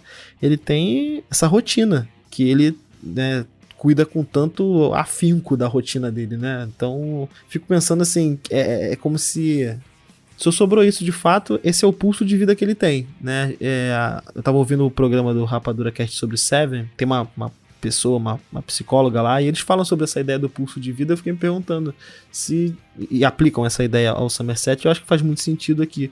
É aquela motivação. Se você tira essa motivação, a pessoa perde o sentido de viver como se fosse isso, né? Eu acho que é o que sobrou pra ele, no final das contas. Eu queria comentar sobre algo que o Caio também levantou, que ele vê um ponto em comum entre os dois, como se um pudesse ser o passado do outro, ou um ser o futuro do outro, né? E tem algo que me chama muita atenção no curso da investigação, né? Agora que eu revi o filme. E aí você vai vendo, né, como, sei lá, o olhar hoje ele vai mudando a visão que eu tinha sobre o filme. A postura do Somerset. Ele começa com um personagem que ele realmente é pessimista. A pergunta inicial dele revela o pessimismo dele. E ele vai mostrando esse pessimismo em todos os diálogos, basicamente. Ele fala sobre o quão é difícil de lidar com ele, por exemplo, né? E o Somerset é uma pessoa que você não imagina sorrir. Mas quando entra a Gwyneth Paltrow, que é o personagem da esposa do Mills, e ela convida ele pra jantar, e eles se veem numa cena cômica, que é o trem que passa, né? O trem ou metrô, não sei, mas que balança a casa toda, e eles não tinham essa informação com os corretores. Incrível. Ele tem uma crise de risos. E esse é um ponto que vira o Somerset pra gente, porque esse personagem pessimista, ele tem uma crise de risos. E ali, isso me marca muito. E é a contaminação do Somerset em função do ambiente familiar que ele é puxado, sabe? E isso é foda. E isso começa a modificar o personagem. E a gente vai vendo o curso da investigação e ao mesmo tempo vai vendo um arco pro personagem de Somerset, que é, olha, eu comecei a me importar de fato. Eu comecei a querer resolver esse problema. Na cena em que eles estão dormindo num banquinho, né, enquanto eles estão esperando o resultado, ele comenta que ele acredita que o trabalho dele seja simplesmente recolher material e montar um arquivo. Mas daqui a pouco ele vai sendo contaminado a um nível de que vai fazendo ele acreditar novamente nesse desejo, sabe, de pegar esse assassino. E esse é o erro do Somerset. Eu acho que esse, pra mim, é a grande martelada do filme, né? Tipo assim, eu não concordo que o Somerset vai se importando dessa forma. Eu também não acho que eles têm essa relação de similaridade, mas eu acho que quando ele tira as defesas e abre as defesas pro novo vínculo, ele toma a porrada mais forte que ele poderia tomar e não poderia esperar. Daí vem pra mim o filme ser tão cruel, assim, né? Não só com o Mills, obviamente. Mas assim, eu acho que o Somerset, ele sempre se importou, mas ele não construiu vínculos, né? Você vê, tem um detalhe, tem uma cena muito interessante, que é assim, quando o chefe de departamento, ele entra na sala dele, ele faz questão de chamar, né, o senhor que trabalha ali, né, tá tirando os adesivos da porta, chama ele George e tal, de uma forma muito familiar, né, muito amigável, e você percebe que o Somerset nem sabe o nome dele exatamente, né, fala de uma forma muito impessoal, provavelmente com um funcionário que tá há anos ali. Então é isso, o Somerset, ele não cria vínculos, né? Eu acho que, assim, tipo, pra mim vem nessa questão moral. Eu não acho que ele muda a postura dele na investigação por ele acreditar ou não acreditar, importar ou não se importar. Eu acho que ele dá o esforço dele de uma maneira constante, como ele sempre é muito metódico. É óbvio que ele tá um pouco mais envolvido ali por conta da relação que ele tem ali com a Tracy, que ele tem com o Mills. Isso aí pesa de forma, obviamente. Mas eu acho que é uma questão dele entender o mundo com a sua complexidade, que traz pra ele a incerteza de que aqueles atos de fato muitas vezes são insignificantes, e na maioria das vezes são insignificantes. E aí pra mim que é o grande contraponto ao Mills, que o Mills tem aquela ignorância, né, de nós médios, né, em que ele vai trabalhar numa linha bipolar de bem e mal, em que ele, para se intitular um homem bom ou uma figura de justiça como um detetive, ele precisa encarar que a cidade ou a criminalidade vem de um mal palpável do indivíduo que ele tem que confrontar. E o Somerset claramente nunca pensou assim, não é? Claramente ele percebe que esse é uma estrutura de sociedade ingênua, absolutamente ingênua, assim, que enxerga as coisas com preto e branco, e Somerset vê os cinzas o tempo inteiro. Tanto é que no carro, ele tá interessado em entender mais sobre o John Doe, né? Eu vi um cara num vídeo falando que há um confronto intelectual e entre os personagens do John Doe e do Somerset, colocando eles como dois pilares de um confronto. Eu acho que o confronto intelectual há, mas eu não enxergo que o confronto é esse. Pra mim, no filme, o confronto é entre o Mills e o John Doe, porque os dois são muito mais parecidos do que o Mills poderia querer imaginar na minha cabeça.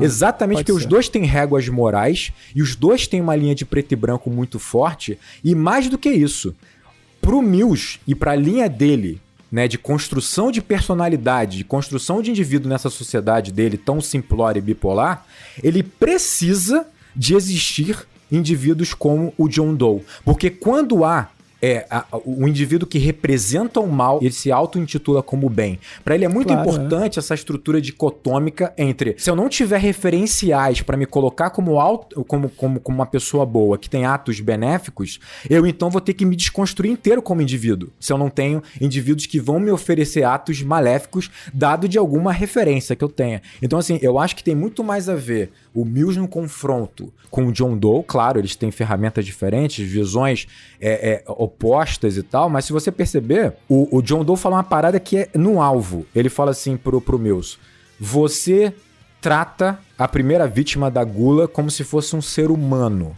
mas você seria o primeiro a zoá-lo na faculdade ou no departamento. Isso é uma verdade. É uma visão absolutamente simplória do Mills. Ele é um cara absolutamente simplório e que ele vai ganhar muita certeza nos seus atos exatamente por essa simplicidade, né? A ignorância traz certezas, né, cara? E o Somerset é o oposto completo. Ele tem tanto saber que traz tantas dúvidas que gera insegurança, né, dos atos que ele tá engembrando durante a investigação, né? Tem um momento do filme em que o Somerset, ele fala que a investigação vai ocorrer, o cara vai cometer os 7 crimes, eles já entenderam, e o cara vai sumir e nunca vai ser pego. E ele tá juntando arquivos pra guardar. Em outro momento, ele fala que ele está desistindo de sair até finalizar essa investigação e pegar esse cara. Então, eu fico assim, existe uma mudança no Somerset, e é óbvio que essa mudança vem pelo Mills, né? Vem do contato com o Mills do desejo que o Mills tem de capturar esse assassino, né? Não te contrapondo, Fábio, mas eu acho que a minha visão, na verdade, nem é que o Somerset deixou de se importar em algum momento. Ele quer acreditar que ele deixou de se importar, ele quer deixar de se importar, porque isso é o que vai dar liberdade pra ele, né? O que vai, olha, eu não me importo mais. A minha impressão é que ele fica repetindo pra ele o tempo todo que ele não se importa mais. Só que no fundo ele se importa, né? E essa é uma luta interna dele e que o Mills ajuda a destravar, né? Ajuda a dar o desfecho dessa luta, que no final ele percebe, eu me importo mesmo e vou continuar me importando, é isso aí, e eu vou continuar lutando a partir disso, né? Pra mim o resultado final é esse. Faz sentido também, faz sentido.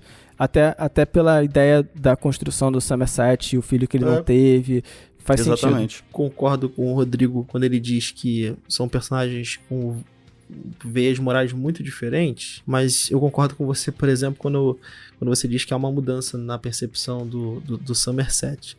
Dito isso, eu acho que existe uma relação muito forte com a questão dos próprios pecados capitais. O John Doe, ele fala que esses pecados eles estão sendo vistos como coisas mundanas na sociedade, a gente está aceitando eles, né? Eu acho que o Mills, ele de fato ele se aproxima muito do John Doe com essa régua moral, porque ele precisa enxergar muito claramente o que é um pecado e o que não é. O Mills também precisa enxergar dentro de uma régua moral muito, muito bem estabelecida para que ele se sinta pertencente ao lado bom dessa régua. Ou ele precisa enxergar no John Doe o pecado para reconhecer nele a virtude, né? Porque Exatamente. existem os 7 pecados e as 7 virtudes. Claro. Isso é muito perigoso, né? Na verdade, a gente tem visto cada vez mais essa dicotomia acontecer, né? Você precisa colocar uma pessoa no espectro do que você repudia para que você consiga se enxergar, né, do lado virtuoso. E eu acho que isso é uma reflexão perigosa,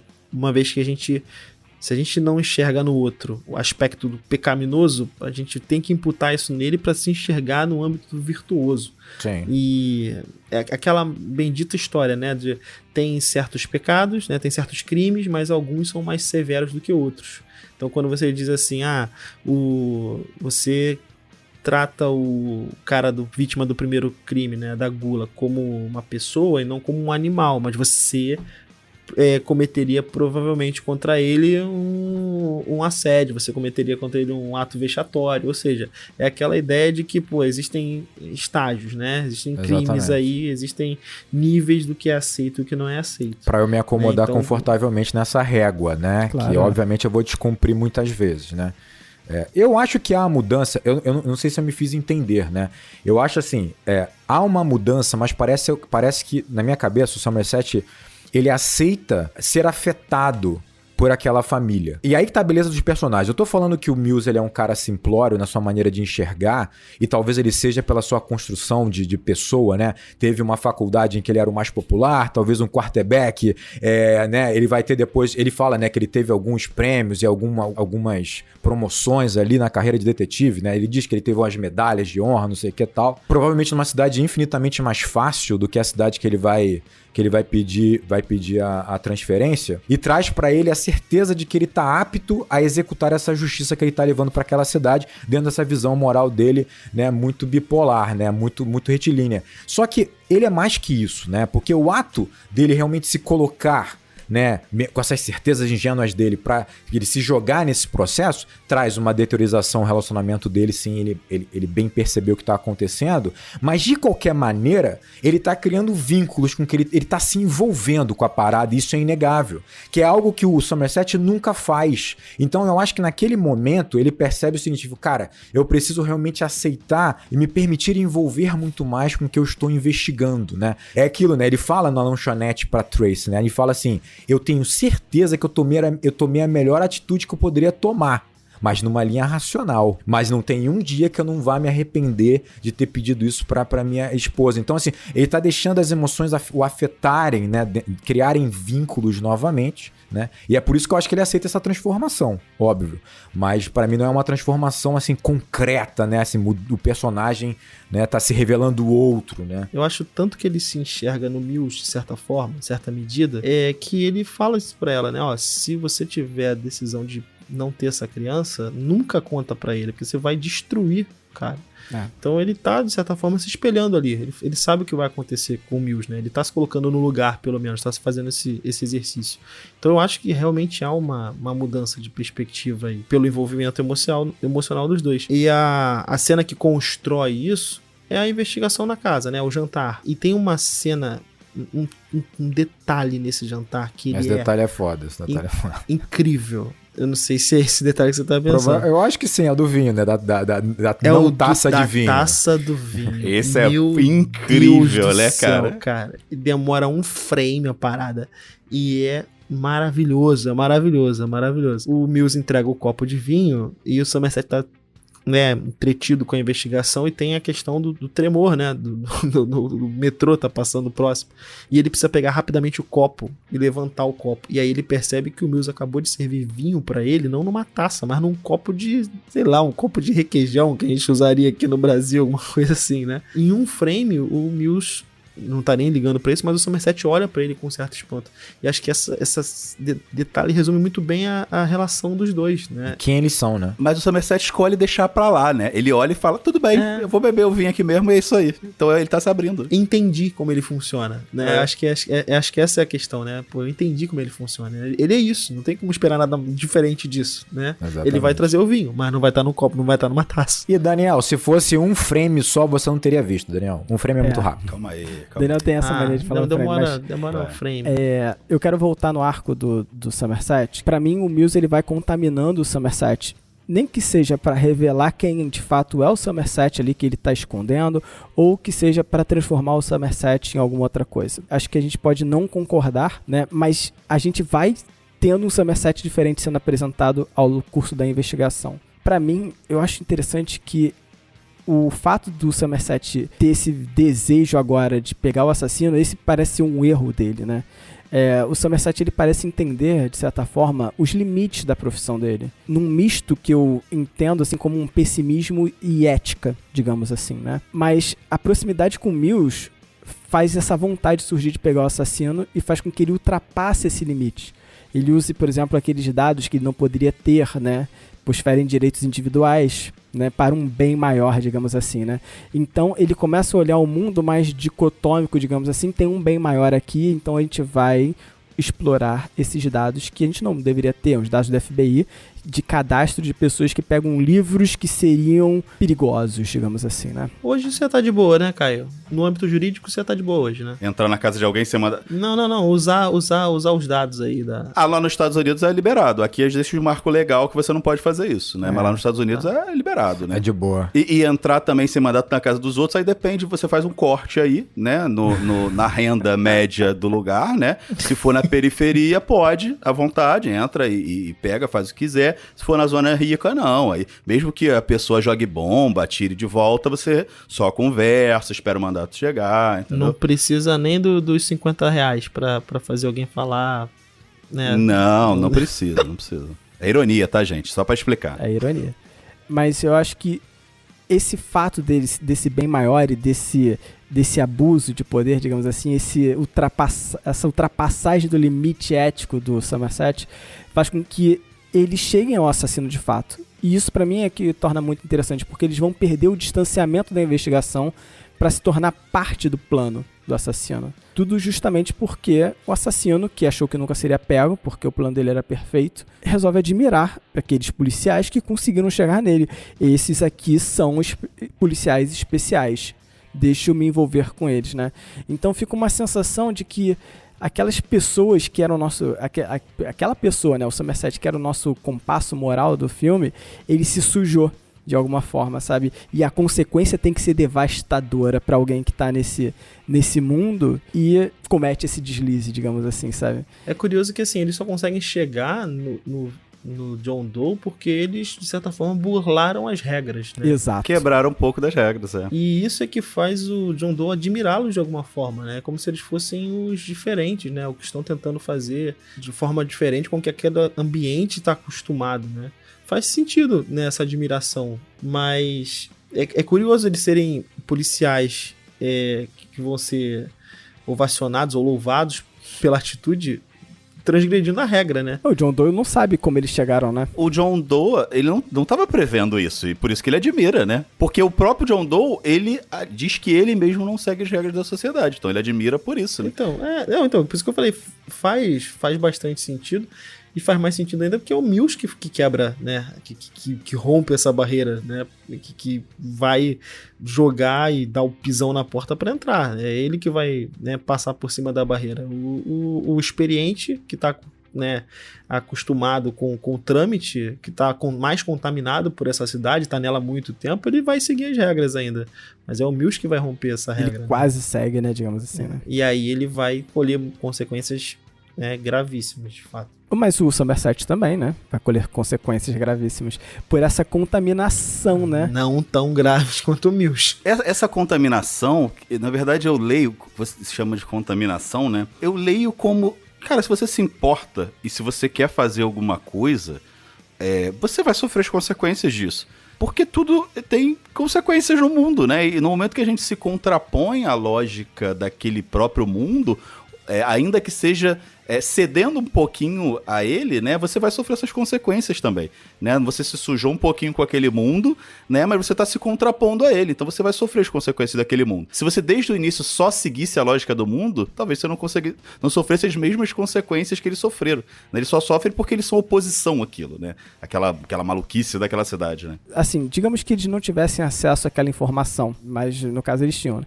Mas se eles não tivessem, o que teria acontecido? Teria sido a investigação, os 7 crimes teriam sido cometidos e o Mills teria a família dele. Mas eu acho interessante que essa ideia de que, tipo, vamos burlar um pouquinho as regras, é um passo que parece ser um passo curto, mas que na verdade é um passo em direção ao abismo, sabe? Isso aqui é muito interessante, eles não sabem o tamanho do passo que eles estão dando, sabe? E eu acho isso devastador, né? Porque esse é o passo do filme que, pô, já que a gente quer realmente muito pegar esse assassino, vamos burlar a regra aqui, sabe? Porque é por um bem maior. E esse bem maior vem numa consequência gigantesca, né? Eu acho o ponto interessante, mas eu acho que você o que me deixa um pouco um certo estranhamento é que você coloca dentro realmente desse valor do tipo assim, quando o Somerset, que ele tinha uma linha moral inquestionável, ele seguia as regras, ele dá um passo fora, ele é punido.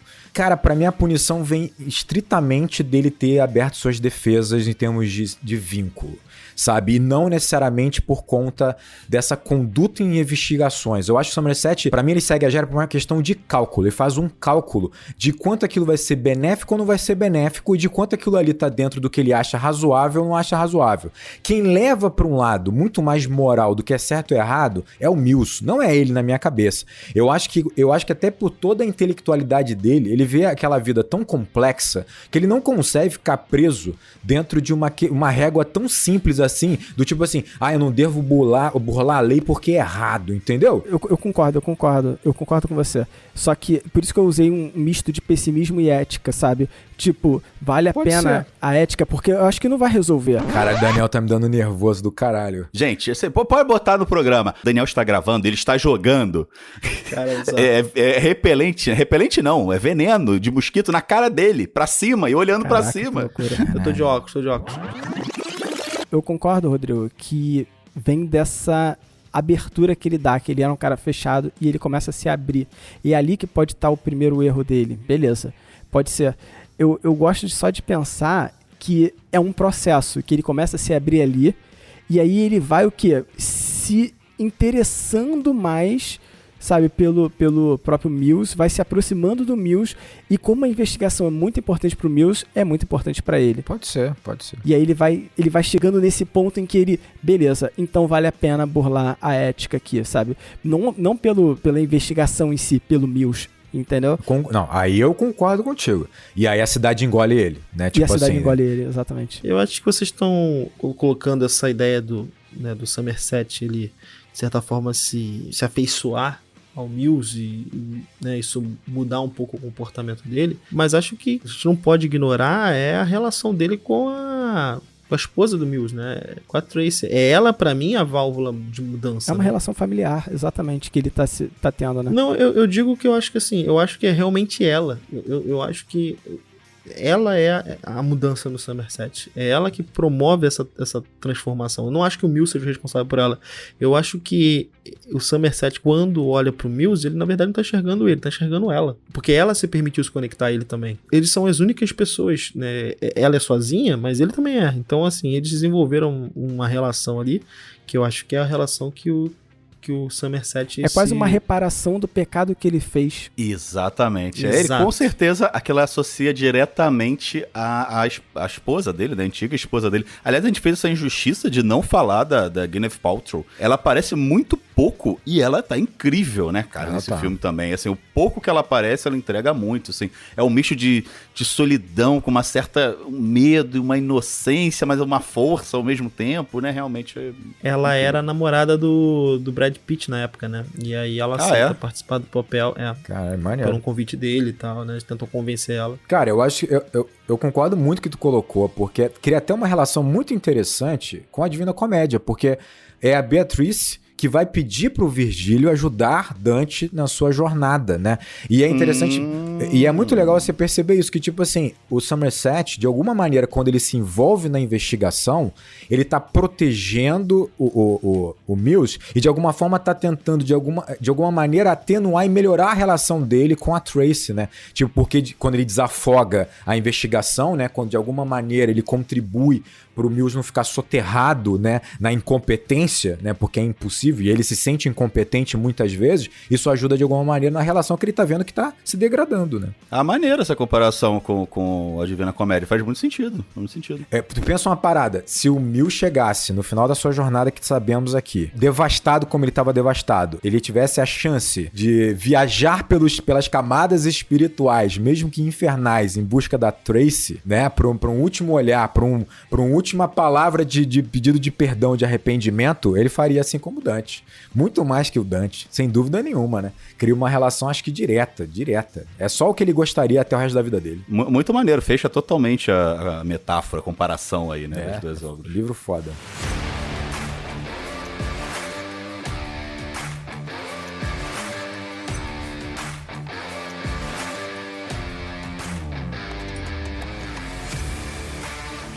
E aí eu queria falar sobre a entrada do John Doe no filme, né? Que na verdade o John Doe ele aparece antes, né? Ele aparece também na cena da perseguição, mas eu acho que o John Doe de fato vem pro filme quando ele se entrega, né? Na cena que ele se entrega na delegacia. Eu acho que o John Doe tem tanto a ver com aquela cidade e, como eu falei, ele é quase como se ele representasse a cidade e quando ele surge, o sol nasce. Então você vê o sol, a chuva acabou e o filme começa a ter cenários exteriores totalmente diferentes dos cenários que ele apresentou anteriormente. Você praticamente muda de cenário, você vai para um deserto, né?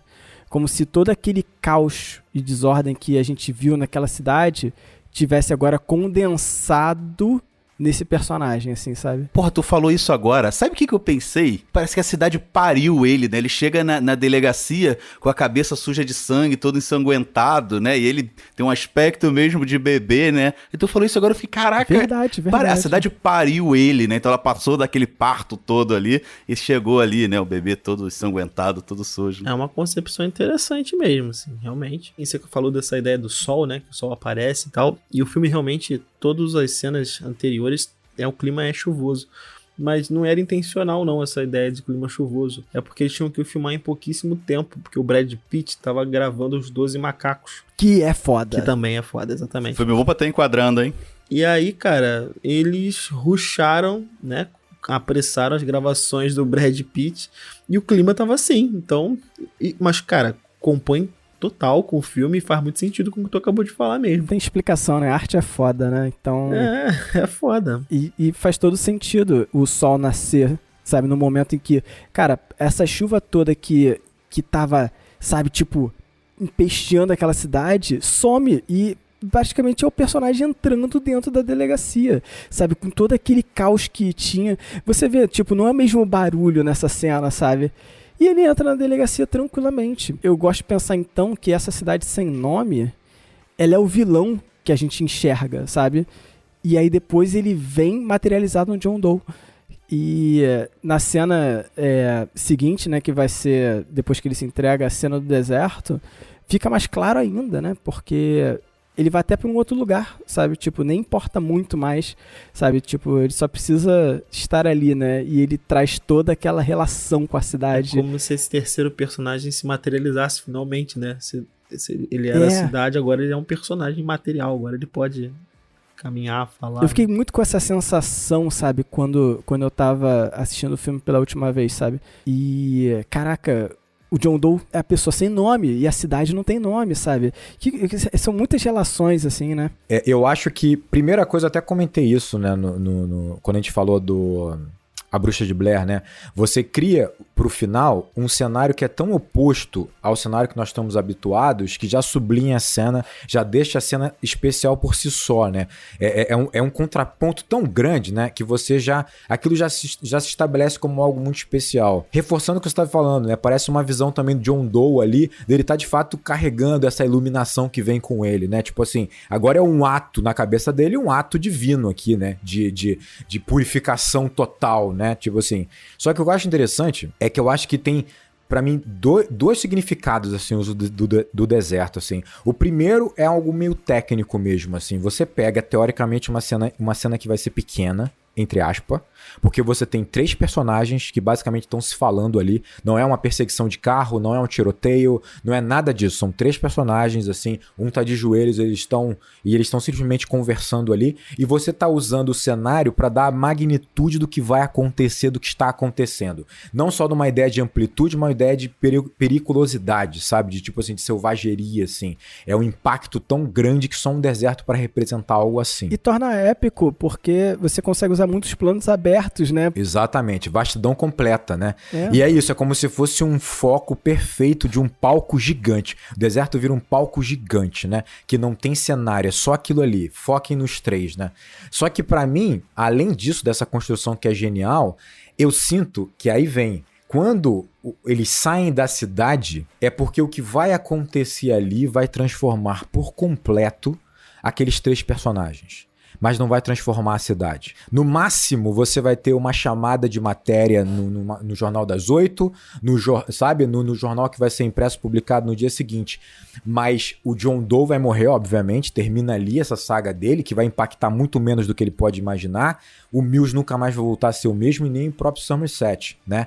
Mas a crueldade tá no fato de que a cidade já não é nem mais cenário, porque ela não é mais impactada por nada daquilo, sabe? Não da maneira como a gente imagina. Ela vai voltar e ela vai estar chuvosa. Ela vai voltar e ela vai estar úmida, com seus becos, sua pobreza, sua criminalidade, sabe? Gerando, vez ou outra, um John Doe. Que pode ser, aí sim, interpretado muito no que você falou, como se fosse, né, um nascimento, né, periódico, né, de fases em fases, assim, dessa cidade que gera uma vida terrível como essa, né? Mas a escolha do deserto é sensacional. A ideia de tirar da cidade é sensacional no ato final, né? Vocês comentaram que o final é épico, e de fato ele é. Mas eu volto a bater nessa tecla porque é um épico que, assim, não há grandes ações, né? Quando eu quero dizer grandes ações, é que não é uma ação mirabolante, né? Não tem uma sequência de eventos que sejam surpreendentes, né? Na verdade, tem 2... Surpreendentes são surpreendentes. Né? E aí eu até tinha separado aqui, porque eu acho que o filme, ele surpreende 2 vezes. Daniel já olhou e falou, a cabeça tá chegando. Já sacou tudo. Eu acho que ele surpreende quando, obviamente, o vilão se entrega. Eu acho que isso é uma quebra muito forte da expectativa, e você fica sem saber o que esperar. O vilão se entregou, irmão. Vai dar ruim. Exato. E obviamente o final, né? O final é surpreendente, o final é muito poderoso.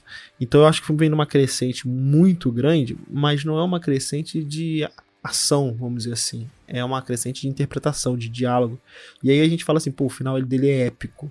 Cara, mas não é um épico na natureza da palavra, entende? é um épico porque é memorável, sabe? Porque é incrível como aconteceu, mas você não tem grandes ações acontecendo, sabe? Você não tem um caminhão virando, você não tem um avião, sabe? E eu acho que isso é de certa forma complexo de equilibrar, porque veja bem, você tá trabalhando um tema que ele é, de certa forma, batido na cultura pop. Talvez tenha ficado mais depois de Seven, né? E aí eu tô também tirando um pouco do peso. Mas várias outras obras trabalharam esse tema. De anime, a jogo, a filme, a série, enfim, tem vários. Qual tema? Só pra ficar mais claro. Pecados capitais, né? Os pecados capitais são recorrentes. Tá. Eu só fiquei assim, cara, o que o Daniel tá falando? Já que você trabalhou os pecados, né, até então de maneira bastante expositiva, mas de maneira crível, agora no final do filme tinha tudo pra ser mirabolante, né, a revelação final. E não é, novamente não é. Não é? Não é mirabolante do ponto de vista expositivo, cara, como foi até agora, sabe? Eu acho que o filme consegue manter um tom expositivo nas cenas da gula, da inveja, ele consegue, né, inveja não, né, inveja é um dos pecados agora do final. Mas ele consegue ser visual, e aqui ele não é tão visual. Não é visual, porque ele não te mostra o que tá na caixa, ele mostra num frame, aí sim é um frame, né? É muito curto. Nem sei se é um frame, né? Mas... É bem curto.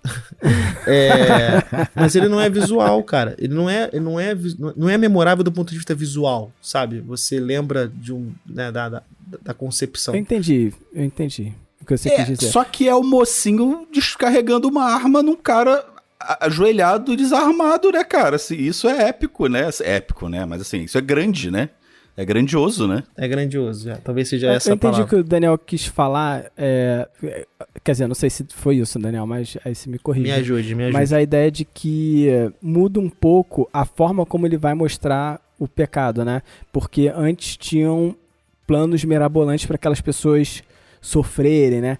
E aqui não. Aqui é bem mais cru. É bem expositivo em diálogo, ainda que essa exposição não se chegue a incomodar, porque é o John Doe querendo mostrar que, sabe, tipo, o plano dele, né? E ele é um personagem que vai expor mesmo, né? Ele vai expor no diálogo porque ele é o vilão que se entregou. Tem que contar o plano dele, né? Não fica tão expositivo assim, né? Porque tá nesse tropo do vilão. É mirabolante na percepção do vilão, mas é simples visualmente. Porra, mas ele conseguiu fazer todo um plano para que o grande mocinho da história se tornasse a vítima, né? E pra mim, a grande graça de Seven, e por isso que eu acho que eu falei lá no começo que talvez hoje, nessa onda do True Crime, ele não fosse tão... não fizesse tanto sucesso, porque, cara, só o primeiro crime é que é gráfico. Aliás, o primeiro e o da preguiça. Os outros, cara, assim, é pesado porque você consegue imaginar como aquilo aconteceu, só que ele não te mostra exatamente. O da luxúria... A luxúria é foda, né? É bizarro, só que você não vê absolutamente nada. Você só vê, assim... Aí realmente, tipo, não é um frame, mas são, tipo, 10 frames. É muito rápido que mostra a arma do crime lá. E aqui também, né? Ele tá o tempo todo trabalhando com a sua imaginação. Então, acho que acaba sendo mirabolante, e é isso que explode a nossa cabeça, né? Isso que é o grande plot twist do filme. Que não é exatamente um plot twist, né? Mas, enfim, é a grande surpresa do filme. Ele ter conseguido fazer todo um plano para que esse cara se tornasse não só a vítima, como parte do vilão, né? Também do filme. Porque ele tá matando... Ele tá cometendo crime, ele tá sendo serial killer e ele tá sendo a vítima. Então, assim, pra mim isso é muito mirabolante. E que pra mim também não faz sentido nenhum ele ter tido tempo de ir lá na casa da mulher, matar a mulher, pegar a cabeça, botar numa caixa, enfim. Mas talvez eu tenha usado a palavra mirabolante num outro sentido. Mas o que eu tô querendo dizer é o seguinte, mesmo o plano sendo absolutamente mirabolante, no sentido que você acabou de usar, a gente acredita que ele é possível. A gente acredita que ele é possível, porque ele é feito por ações simples. Ele tem uma cadeia de ação que você consegue concatenar. Você consegue pensar como esse cara, o que ele fez, etapa por etapa. Entendeu? Então não é uma mega revelação, não é algo visualmente tão destoante, mas mesmo assim você consegue encaixar esse final como sendo por uma grande revelação, mesmo ele sendo simples, sabe? Então foi mais nesse sentido. Você quer dizer que não é pirotécnico, assim, não é né? pirotécnico, Assim, exatamente. Não é uma solução. Entendi. Exatamente. Faz sentido. Não tem uma ação megalomaníaca, não tem um grafismo exagerado. Exato, não é algo de grandíssimas proporções, é isso. Exato. E isso é uma coisa muito impressionante, né, cara? Você imaginar que você vai ter muitos filmes que vão ter que usar e abusar dessa megalomania de você colocar agora, na verdade, 2 perseguições de espaçonaves e planetas, não sei o que lá, explodindo, para você alcançar um impacto no público, enquanto que você tem um impacto alcançado aqui em uma frase, né? Cara, quando tem a cena que você tem um John Doe de joelhos, acorrentado, e o Somerset corre e diz: John Doe tem o controle da situação, é uma parada inacreditável, cara. Tipo assim, é muito foda a potência disso. Então eu entendo quando o Daniel quer dizer sobre o épico aqui, ele é um épico interno, é uma explosão interna, Sim. é de significado, é emocional, né, cara? Porra, quando você vê o desespero e a luta interna do Mills pra não atirar, mas ele precisa atirar, e o deserto atrás dele, cara... É isso, são as emoções no seu limite, não tem nada maior que isso, é como se fosse uma bomba atômica interna, tá ligado? Tipo, emocional, né? Mas não visual, né? A minha discordância é só porque eu acho que o filme trabalha muito bem isso ao longo dele todo, não só nessa cena. Eu também acho. Concordo com você, eu concordo, mas assim, eu acho que ele, pensa bem, ele usou grafismos muito mais fortes no início. Sabe uma coisa que eu acho muito interessante dessa finalização? É que na história ela só é possível por conta de uma questão burocrática. E eles tiveram que ultrapassar aqueles limites éticos, né? E foram questões burocráticas que poderiam ter impedido a prisão do John Doe. Né? Quando o Mills ele dá um chute na porta da casa do John Doe e ele entra, o Somerset não queria fazer isso. Por quê? Porque invalida as provas, invalida a investigação, e aí tiveram que colocar um dinheiro para uma pessoa, né? Deram uma volta na burocracia, né? Que é para poder aquilo ser válido, né? Beleza, né? Então você vê aqueles limites éticos sendo ultrapassados para você chegar e falar, não, beleza, agora é válido porque é um bem maior. Mas eu acho maneiro que o advogado que entra ali e fala, olha só, ele vai alegar insanidade, mas ele topou não alegar insanidade e se declarar culpado se vocês seguirem esse rito aqui, né? E isso é muito foda, porque é uma questão burocrática.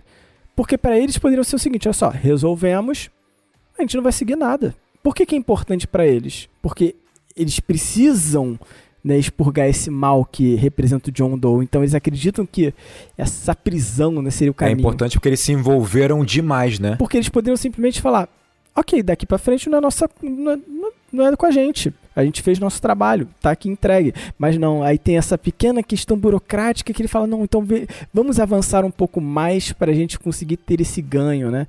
E a maldade no início dessa cena é uma policial que vira e fala pro Mills que a esposa dele ligou pra ele. Essa é a maldade do início dessa cena, a pista recompensa que é bizarra, né? Isso aí eu confesso que me tirou um pouco foi o único momento que me tirou um pouco assim, eu falei, caraca, a mulher dele ligou pra ele de manhã, sabe? Não encaixou muito. Eu entendo que ela acaba causando esse impacto maior, mas acabou me tirando porque, assim, logicamente, o desencadeamento acaba não fazendo muito sentido, sabe? Porque seria acontecer muita coisa no dia. Se eu paro pra pensar, me tira um pouco, mas eu entendo o que você tá colocando, assim, realmente ela aumenta, né, ela dá aumenta ainda mais a cena, a potência da cena. Eu acho que tem uma coisa de tipo, ele não foi pra casa, ele não dormiu, sabe? Sim, Na investigação da noite anterior, e é muito lógico a esposa, tipo, tá preocupada com ele ligar pra ele, sabe? Tá jogando o pecado dele, que é essa ausência, na cara dele, né? Que vai ser cobrado depois, né? O envolvimento deles na questão também se dá pelo fato de que se tornou pessoal, sobretudo pro Mills, né? Ele foi sobrepujado, né? Pelo John Doe, né? E o John Doe poupou a vida dele, então se tornou algo pessoal. Então justifica um pouco essa saída da lógica, né? Cara, o Mills ele foi destruído pelo John Doe de todas as formas. Intelectual, porque ele não conseguia acompanhar o caso de maneira nenhuma. Tem até um plano muito legal, assim, que pô, o David Fincher vai revelando o plano vagarosamente, né? Você tem o Mills chegando no primeiro caso da gula e ele é tratado meio que insignificante. A galera policial lá da área mais braba, tipo, caga pros detetives, foda-se, sabe? Tipo, ele é tratado meio qualquer um.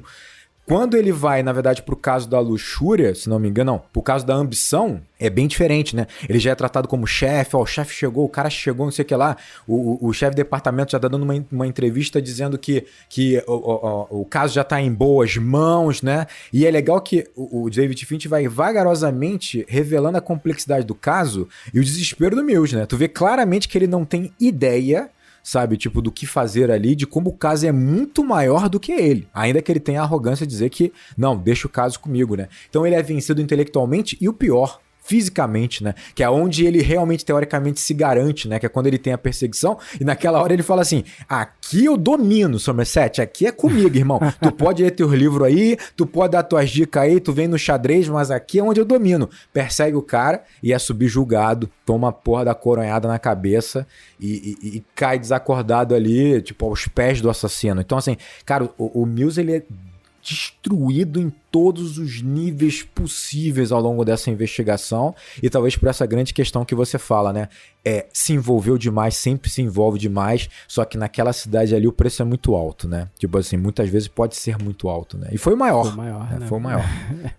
É bizarro, é bizarro. Ela tava grávida, ainda tem isso, né? Tipo assim, é um nível do nível, né? Não, cara? e quando ele fala que ele não sabia, né, a cara do Porra, do Kevin Spacey foda, é um né? negócio que dá raiva até, né? É impressionante. E sabe alguma coisa legal? Porque ele era o único ali na cena que não sabia. Isso é muito foda, sabe?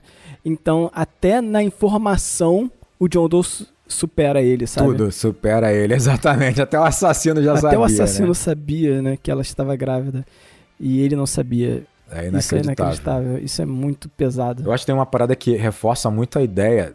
Quando eles estão vindo de carro pro deserto, reforça muito a ideia de que o grande duelo ali, não intelectual, obviamente, entre o Mills e o John Doe, é que ambos são retratados atrás das grades do carro, né? O John Doe e o Mills, né? Como se eles estivessem presos dentro dessa linha moral cega que eles têm, né? Que, claro, o John Doe extrapola todos os limites, mas o Somerset nunca é filmado por trás de grade nenhuma. De alguma forma ele tá livre dessa visão estreita, né, e bipolar, e ele tem até um certo interesse de entender realmente como funcionaria a cabeça do John Doe ali. E mais do que isso, né, eu acho que ele consegue entender a profundidade de que como é gerado, que o John Doe é um sintoma. Ele não é necessariamente a doença, enquanto que, obviamente, o Mills encara o John Doe apenas como uma doença, né? A doença que tem que ser confrontada, né?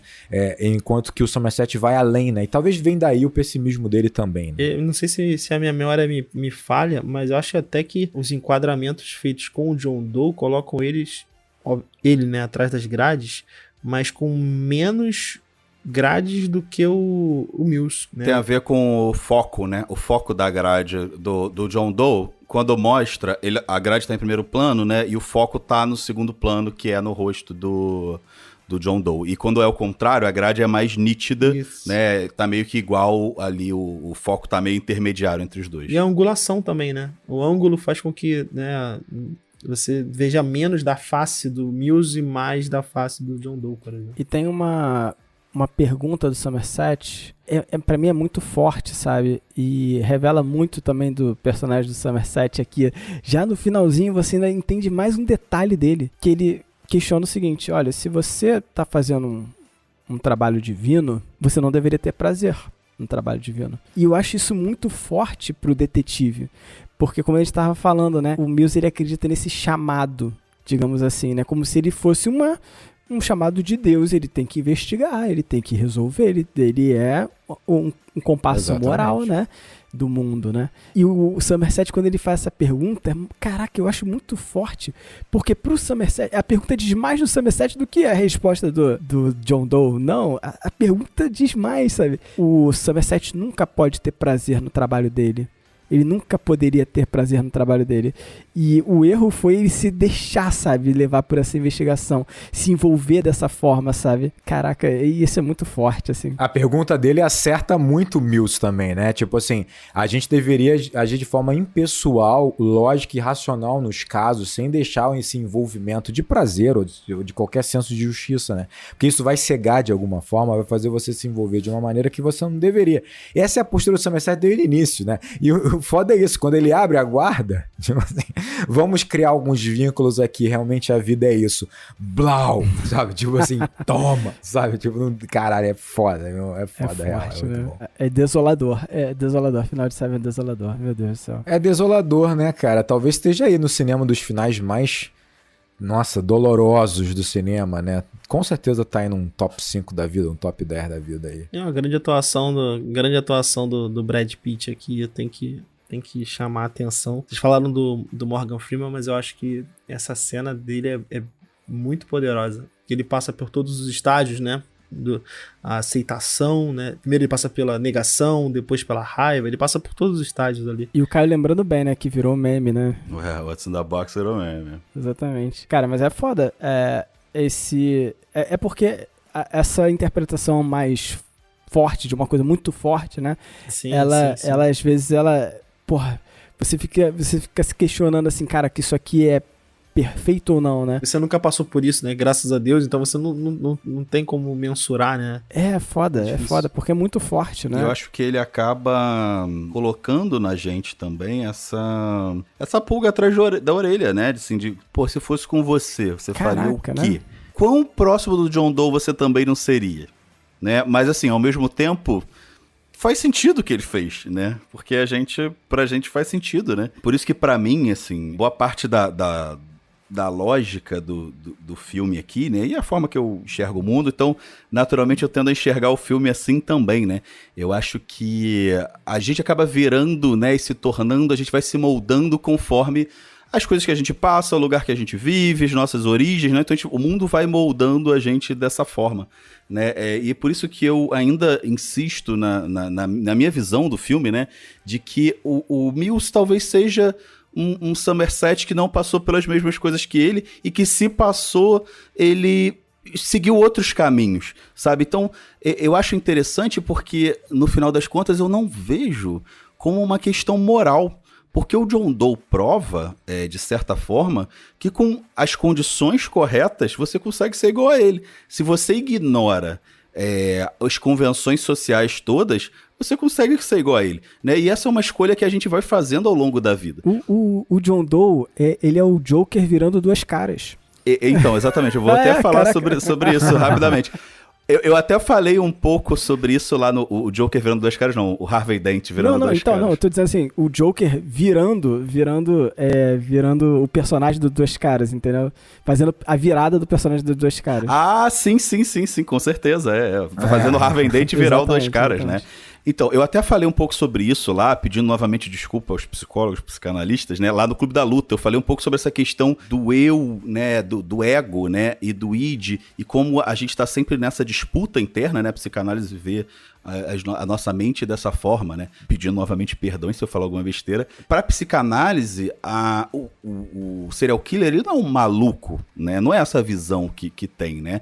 Ela é uma visão de que ele tem uma forma de enxergar o mundo um pouco diferente da nossa. E tem muito a ver de como ele consegue se adequar a essas questões sociais, né? Essas questões são impostas a gente, né?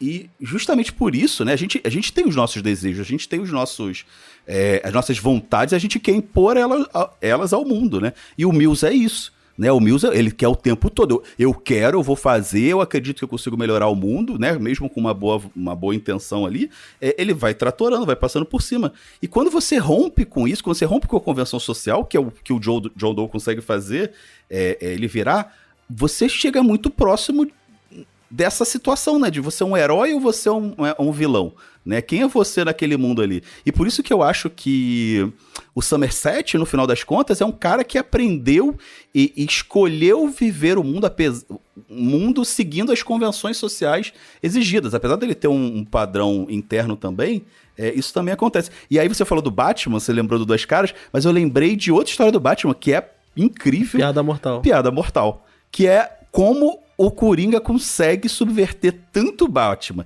fazer tantas questões, né, com o Batman, leiam se puderem, é curtinha, que o Batman chega num nível ali que você já não sabe mais quem é o vilão, né? Que eles se igualam ali. E o John Doe faz isso, né? Eles se igualam no final das contas, eles são a mesma coisa. E a brincadeira final é essa. A gente também se iguala, porque no momento inicial você fala, porra, é isso, eu faria a mesma coisa, pelo amor de Deus, atira nesse cara, né? E aí depois ele faz você pensar, caraca, será que é isso ao certo mesmo? Assassinar queima-roupa, um homem desarmado, algemado, ajoelhado? É complicado. Então essa brincadeira é incrível, cara. Assim, acho que nenhum filme faz tão bem isso e deixa esse gosto amargo na boca, assim, durante tanto tempo. Eu vou te falar que essa sua pergunta, ela me emocionou, assim, sabe? Tipo, por um momento me encheu meus olhos de lágrimas, e não pela pergunta, né? Mas porque eu lembrei da cena, sabe? E quando eu lembro da cena, aí citar o Daniel aqui, não é um frame, mas ele coloca alguns frames. 24, pelo menos. Ele mostra a Gwyneth Paltrow, né? Mostra o personagem da Tracy num momento, assim, né? Ele tem intercala, né, a cena e tá mostrando o Brad Pitt, e aí ele mostra a Tracy.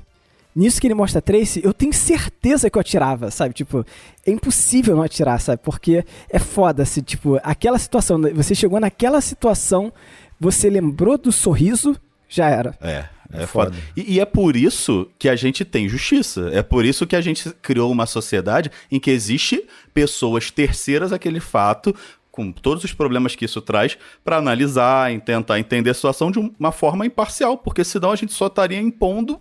É uma sociedade selvagem, né? O Freud fala isso lá no Mal-Estar na Civilização.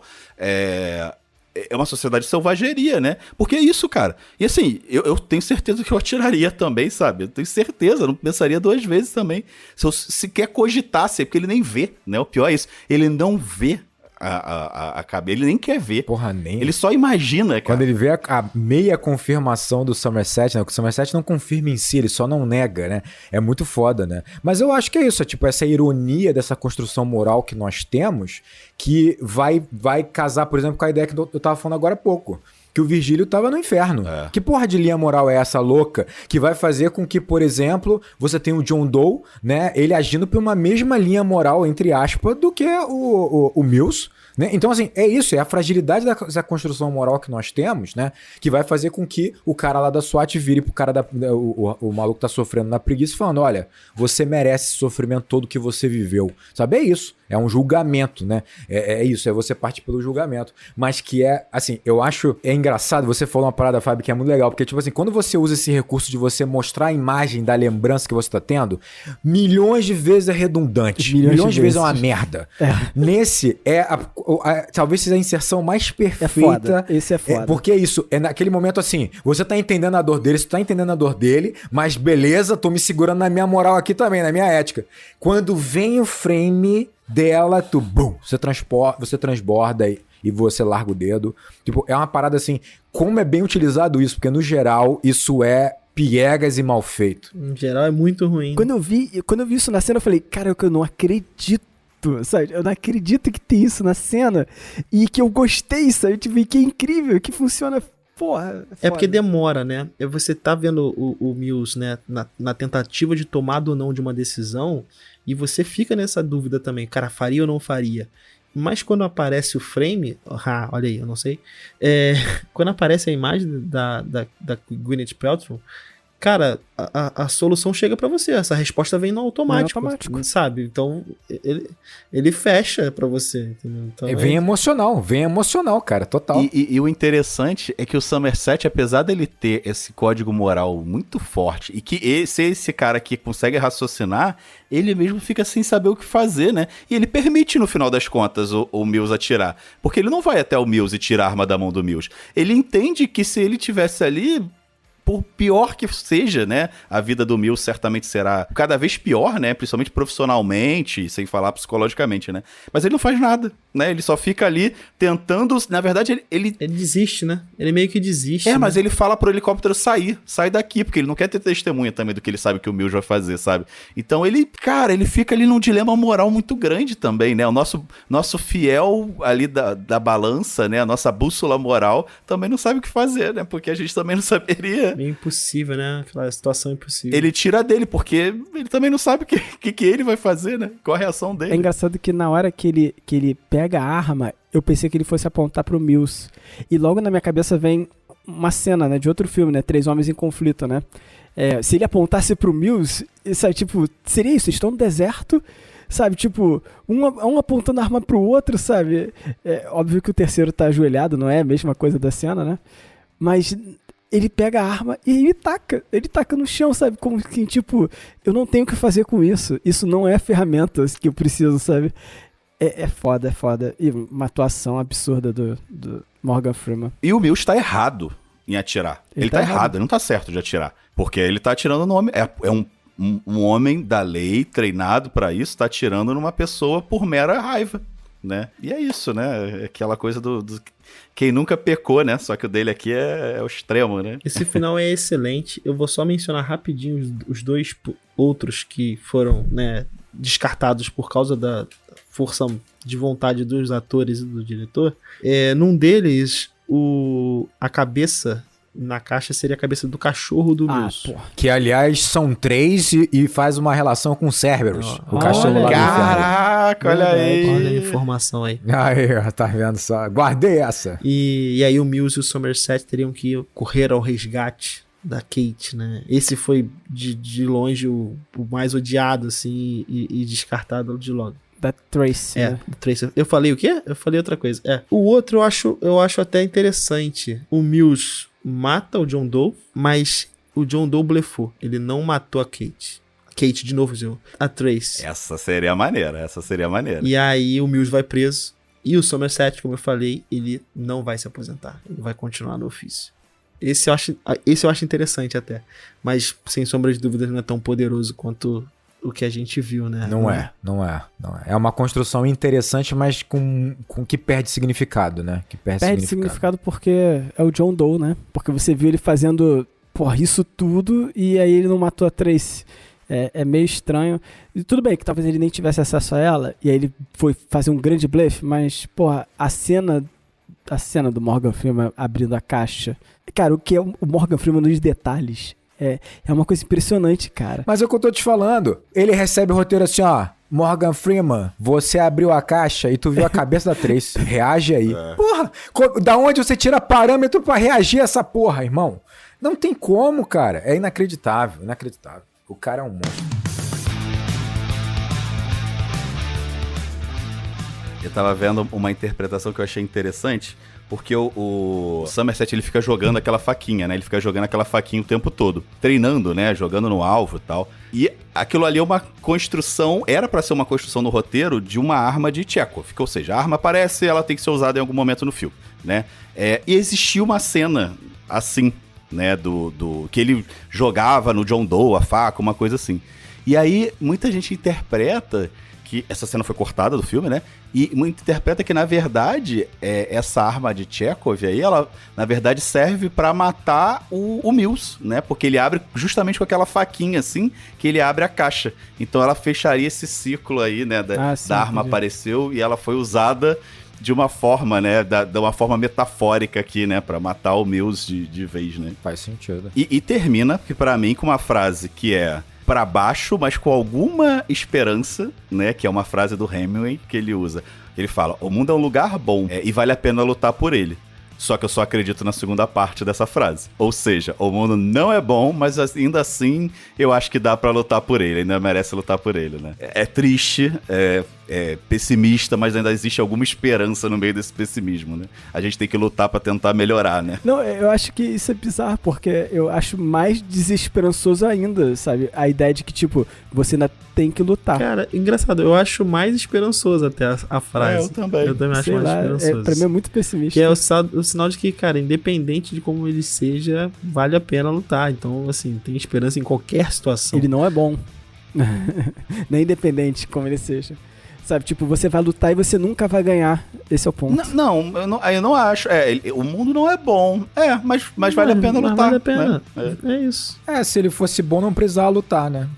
Não, mas é isso, assim, tipo, é a ideia da caixa de Pandora, sabe? Pode ser. É a ideia do tipo, a esperança é o sentimento terrível, sabe? É o sentimento que faz A esperança é a um última que terrível, morre. sabe? Tipo, achar que é possível pra você ter o tombo maior, sabe? Então, eu acho que quando ele coloca essa frase, eu sinto isso, sabe? Tipo, caraca, é o final mais pessimista possível. Porque, tipo, você tá fadado a fracassar, sabe? Nessa luta. Mas você vai lutar, sabe? Pra mim o que pesa é isso, é tipo assim, quando ele fala que o mundo não é bom, pronto, a sentença já foi dada, né? Você não tá lutando pra melhorá-lo porque não dá. O mundo não é bom. Tipo, não é uma parada tipo assim, o mundo é bom, só que ele tá sendo destruído ou corrompido ou não sei o que lá e vamos lutar por ele. Não, o mundo não é bom. Parece que o nascimento do mundo já trouxe o mal enraizado nele, ponto final. É sobre o humano. Eu acho que corrobora a visão de mundo do Somerset, essa visão de disciplina, de que a gente tem que o tempo todo se vigiar, né? O tempo todo a gente tem que estar tentando pensar no que a gente faz, se a gente vai atingir alguém e tal. Então, de certa forma, eu acho que ele é essa visão de tentar aperfeiçoar o mundo através de se aperfeiçoar, né? De que as pessoas têm que ter uma visão mais lógica. Você é um otimista, Caio. Fábio, eu sou, por incrível que pareça, por mais que a minha rabugice transpareça, eu sou otimista, eu acho que dá pra mudar. Apesar de não acreditar que o mundo é essencialmente mal também. Acho, Rodrigo, só pra pagar aqui, o sistema é que é mal, Rodrigo. O sistema que é mal, Fábio. O sistema que é mal, exatamente. A gente tá lutando errado. Achou que não ia ter pedágio. O problema do mundo é o capitalismo e o individualismo. Se a gente pensasse coletivamente, a gente não teria esses problemas aí. O mundo é bom, o mundo é bom. Cara, sabe um debate que eu trouxe no primeiro programa que eu lembrei? Eu lembro que eu cogitei que talvez por estar se aposentando e pra privar o Mills desse futuro fadado, né, ao desespero, o Somerset poderia ele matar o John Doe, né, antes do Mills, assim. Eu lembro que poderia ser uma ação dele, né? Porque, tipo assim, tá em final de carreira, né? Basicamente não tem mais porra nenhuma. Mas aí mas é engraçado, porque quando ele cede e permite que o Mills mate, parece que talvez seja importante pra ele, né? Executar o John Doe, assim, né? Sim. Como uma coisa de ego, né? De não, ele precisa matá-lo, né? Ainda que não, porque vai criar mais peso. Pra fechar aquele ciclo, né? Faz mais sentido pro mundo do Mills ele matado que pro mundo do Somerset. Sim. É isso aí. Ele se abre um pouquinho, né? Pra aquela visão de mundo, né? Um pouquinho, não é total, né? Não vamos exagerar. Não vamos exagerar. E outra, assim, tipo, o que é a prisão pra aquele sujeito, né? Pro Brad Pitt, né? Depois disso, né? Tipo, sei lá, é uma parada meio bizarra, né? Que é ele ser preso, né? E que muito provavelmente vai ser solto. Porque a gente, como sociedade, permite certos pecados.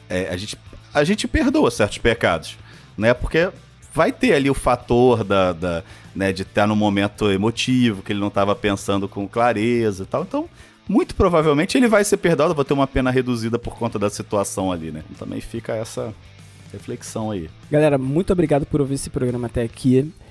Sigam o Enquadrando nas mídias sociais do Enquadrando. Vamos lá conversar com a gente sobre os 7 pecados capitais aí. 7 crimes capitais nesse caso. Não precisa não, se quiser conversar sobre Seven é melhor. Então sigam o Enquadrando no Instagram em @enquadrando_oficial. Siga no Twitter em @enquadrando_. E você pode seguir a gente também lá no YouTube.